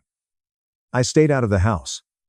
I parked across the street and sat there gazing at the warmly illuminated windows, not yet prepared for the confrontation. I could see them in the living room inside. My mom was snapping a picture, which she will likely post online, as Rachel held up a pair of car keys. My father was smiling and giving her a shoulder clap as if she had just received a prize. I recall the sensation in my chest changing. But I can't recall how long I sat there. I had been prevented from moving too far up until now by a thin, lingering thread of loyalty. However, that thread snapped clean as I saw them celebrate with my money. My mother texted me later that week. I hope the savings account hasn't disturbed you. Your sister needed assistance. And it was just sitting there. One day you'll earn more money. Family comes first. I spent a lot of time looking at that message. There was only a haughty, even condescending explanation, no apology, and no admission that it was stealing. I didn't respond. I didn't have to, because something inside of me changed from silent endurance to icy resolution at that very moment. This was no longer about showing them how successful I was. The purpose of this was to demonstrate to them that the bridge they destroyed wasn't just destroyed. It had been swapped out for a stronghold they would never again approach, and they were going to find out just what that meant. The air around me felt heavier after the SUV incident. It was like the atmosphere before a storm. Not that I was falling under it. I no longer felt burning, impetuous anger. It was a more subdued type of weight, the kind that lodges in your bones and prevents you from forgetting. I kept what had transpired from other people. Not buddies, not coworkers, not even business associates. I had no desire for pity. To be honest, I felt ashamed that I had put myself in a situation where they might easily take advantage of me. I was expected to be intelligent, cautious, and strategic. They went straight through that account, though, because I had left it open like an unlocked door. I withdrew from everything for the following few weeks. I stopped going to some meetings. I turned down several social invitations. To avoid having to respond to inquiries about my family, I even skipped a quarterly networking event that I had never missed. I was shut up in my penthouse, letting the silence envelop me, while I pretended to be engaged with major work. I wasn't depressed, at least not in the sense that most people associate with that word. I continued to get up early, work out every morning, and maintain the seamless operation of my businesses. However, I had a raw, almost hollow feeling inside. It was like seeing the same movie over and over again with the same ending every time I thought about my parents and Rachel. Their inside joke uses me as the punchline. One evening, while sipping a glass of whiskey at my kitchen island, I browsed through old pictures on my phone. There was one from 6 years ago, where I was partly in the picture and half off to the side, with my parents and Rachel grinning for the camera in front of a rented beach home. When they invited me that year, they had neglected to explain that the vacation was already scheduled and completely booked. Rachel got the master suite, and I ended up sitting on a couch in the living area. I became increasingly aware of something as I continued to gaze at that image. This was nothing new. The public humiliation, the theft, and the lies. It was merely the latest episode in a tale that had been unfolding over my whole life. I had always been expected to make concessions, give more than I received, and discreetly take in whatever they threw at me. Perhaps this explains why they were so certain they could steal my money and get away with it. They assumed I would pout for a while, perhaps ignore them, but then return for the following Sunday meal as if nothing had occurred. My thoughts began to change at that point, not in the direction of promptly confronting them. I had no intention of coming over and demanding my money back. No, I began to consider time, leverage, and how much better the outcome would be if I destroyed their entire self-concept rather than just calling them out. It was a delicate first step. In order to ensure that there was no remaining vulnerability for them to take advantage of, I had my attorney discreetly begin the process of locking down every account, property, and asset in my name. Simultaneously, I contacted a private person who was an expert in obtaining financial and legal documents that were not readily available to the general public. I informed him that I needed a complete financial picture of my family. I felt that the information will be helpful in the future, not because I needed it right away. I could see the irony. I kept her card in my wallet, but I didn't confirm anything at the time. It wasn't yet time. In the meantime, I was receiving updates from my financial contact, and the image they provided of my family's circumstances was instructive. I was surprised to learn how little money my parents had saved for retirement. Despite having a well-paying work, Rachel was deeply in debt due to a combination of poor investments and an unfulfilled desire for luxury. She had surreptitiously taken out a second mortgage on her condo last year, and the first costs were barely paid by the SUV, or at least the down payment they had stolen from me. Knowing wasn't the only satisfaction. They were at risk. This implied that my future actions would have more than just an emotional impact when the time came. It would be palpable and useful. On the surface, however, I avoided contact. The family continued to have Sunday dinners, talk about me in the past tense, and perpetuate the myth that I was drifting away from reality. However, I started to hear tiny cracks appearing in their assurance through mutual contacts. It seems that a friend of Rachel's had seen me in the middle of a meeting with a bunch of well-dressed executives at a posh hotel in Singapore. The hairdresser for my mother reported that she had heard someone discussing a CEO by the name of Ethan closing a huge deal abroad. They were beginning to hear the rumors, and even though they avoided me directly, I could see the tension and interest growing. I took my time. I didn't want to waste power on an early confrontation because power is best displayed in moderation. No, I wanted them to be unsteady and question everything they believed to be true until the day I completely turned the tables on them. And it wouldn't just be about disproving them when that day arrived. It would be about permanently altering the relationship and ensuring they knew without a doubt that whatever part they believed they played in my life was over.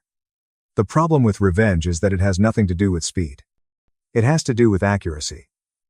You don't just attack when you have the opportunity. You wait until your action is so flawless and seamless that it cannot be reversed or disregarded. My contact had finished compiling the information by this point. And what I had been suspecting for months was verified by what I saw on paper. For the most part, my family's appearance of stability was smoke and mirrors. My parents were about to have to downsize, but they wouldn't openly acknowledge it. I had underestimated Rachel's financial predicament. High interest loans, a lease on that SUV she could hardly afford, and maxed out credit cards. On her second mortgage, she had even begun to miss payments. However, I was particularly interested in one piece of information. A letter regarding an early investment in a small property development company that had been circling the drain for the past year was hidden in my father's financial documents. The worst part was that a loan for the business was personally guaranteed by my father. He would be responsible for the entire sum, far into the six figures, if it failed. According to the reports, it was approximately 3 months away from collapsing. I realized how to set the scene at that point. I didn't have to ruin their finances. I would appear vengeful if I did that. No, I had to let them walk straight into a situation where their preconceptions and haughtiness would cause them to fail, and I would be in a position they could never have envisioned. The editor of a business journal that I had met in Manhattan months earlier called me at about the same time. She wanted me to be the focal point of her underappreciated entrepreneur's feature. A multi-page spread with expert images, not just a brief article. My entire story, with a focus on the early years when I was told I wouldn't succeed. I instantly agreed, but I had one requirement for her. The release date had to coincide with the month that my father's failed investment was scheduled to fail. Just as everything was coming together, I was presented with an unforeseen chance. An offer was made by a real estate investment company I had previously worked with. They required a reliable source of funding because they were purchasing troubled assets from smaller developers. They were giving me first dibs on the deals because I had previously been one of their top investors. I nearly burst out laughing when they sent me the list of properties. My father's struggling real estate company held a block of partially constructed townhomes that were sitting there in the portfolio, marked in red as high risk. I didn't immediately commit.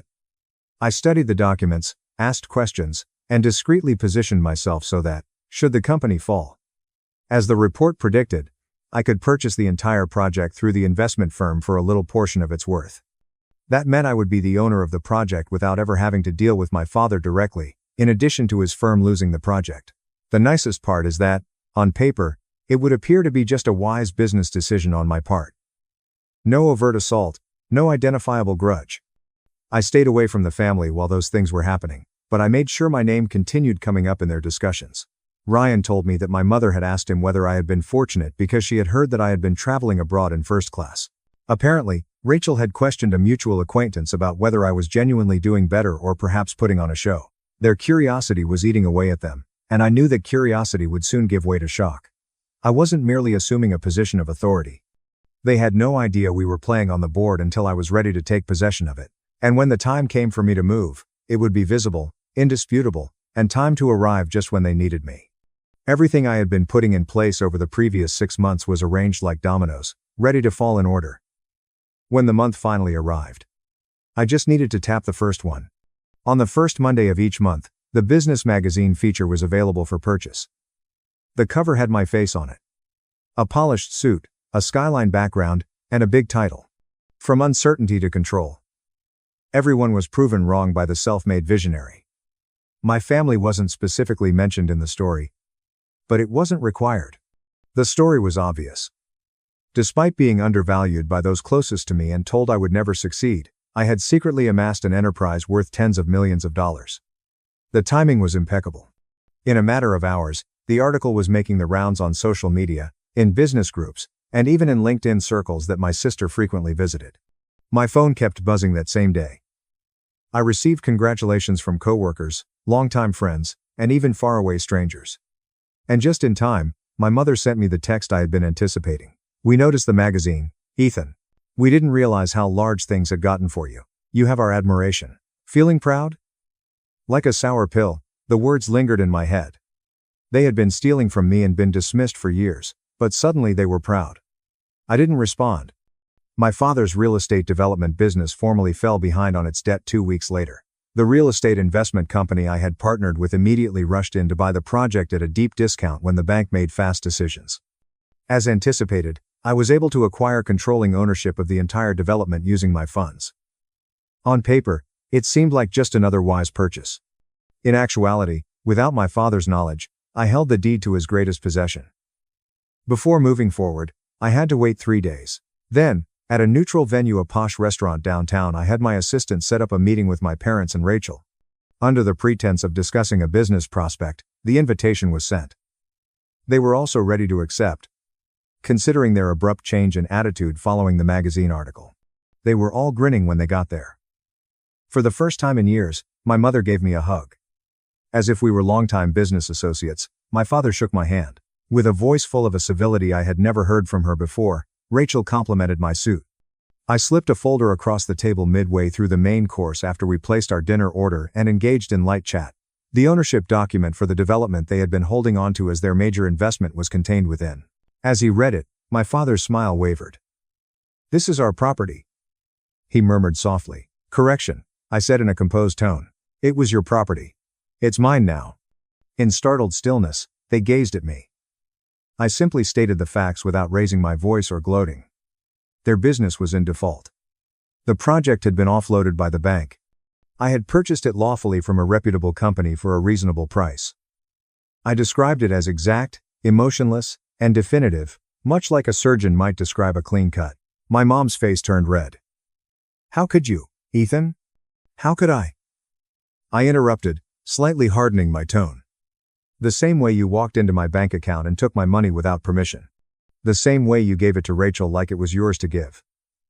The same way you kicked me out of your house and told people I was homeless. I just learned from the best." Rachel's mouth constricted, but she remained silent.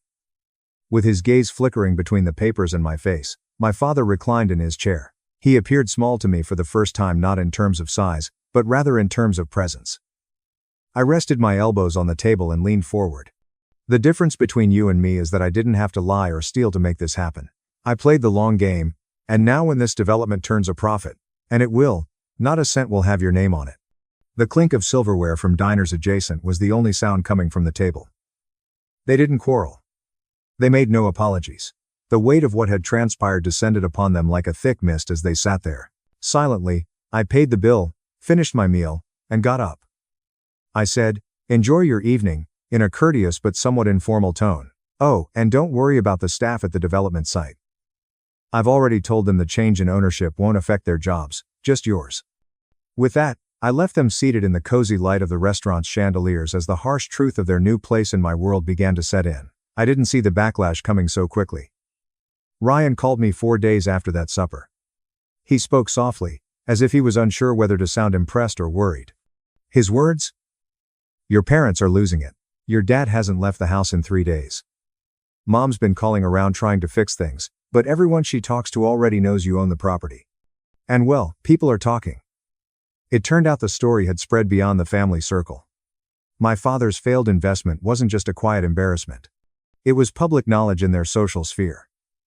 The same people they used to boast to at dinner parties now whispered about how their reckless son had somehow outmaneuvered them in business. To make that happen, I didn't have to do anything. People enjoy a good twist, and this one was too good to ignore. Rachel's situation was not much better. Her SUV lease was up for renewal, and without my parents covering her emergencies longer, she had to downgrade to something modest. That was a social death sentence for a person whose reputation was based on luxury. Later, I learned that she had discreetly listed her condo for sale in an effort to pay off her obligations. In the weeks that followed, my parents contacted me twice. My mother texted me the first time, "Can we talk? We're still family." I disregarded it. My dad left a voicemail the second time. His voice was strained. "We need to find a way forward. You can't just cut us off like this." Without hearing the conclusion, I erased it. The problem is that I wasn't angry when I cut them off. I had just realized there was nothing to be saved. They had demonstrated their identity by robbing me, lying about me, and celebrating my alleged demise. I just answered back. However, I maintained my integrity throughout. The development endeavor started to make money a few months later. My portion of the returns was more than sufficient to make the theft they had perpetrated seem like a rounding error, and the townhomes sold more quickly than anticipated. Occasionally, as I pass by the finished site, I see families moving into the houses and children playing on the recently paved streets. It was now mine, created by my patience and their conceit. I didn't see them again at Sunday dinners. Actually, I never saw them at all. Occasionally, rumors made their way back through Ryan. How my parents sold their holiday home. In order to survive, Rachel had taken on additional cases at work, but these were only fragments of a life that was no longer relevant to me. My mother sent me a brief, nearly brittle email the last time I heard from her. "You've changed." After reading it again, I shut down my laptop. She was mistaken. I was still the same. I had just quit acting out the part they had written for me. And that night, when I stood on the balcony of my apartment overlooking the city, I understood it was the true triumph. The fact that they finally realized I didn't need them, their approval, or their idea of who I should be, was more important than the money, or the land. The last time I considered it, I grinned to myself and remarked aloud. Just once for my own satisfaction, I didn't just live in the streets. I bought the whole block.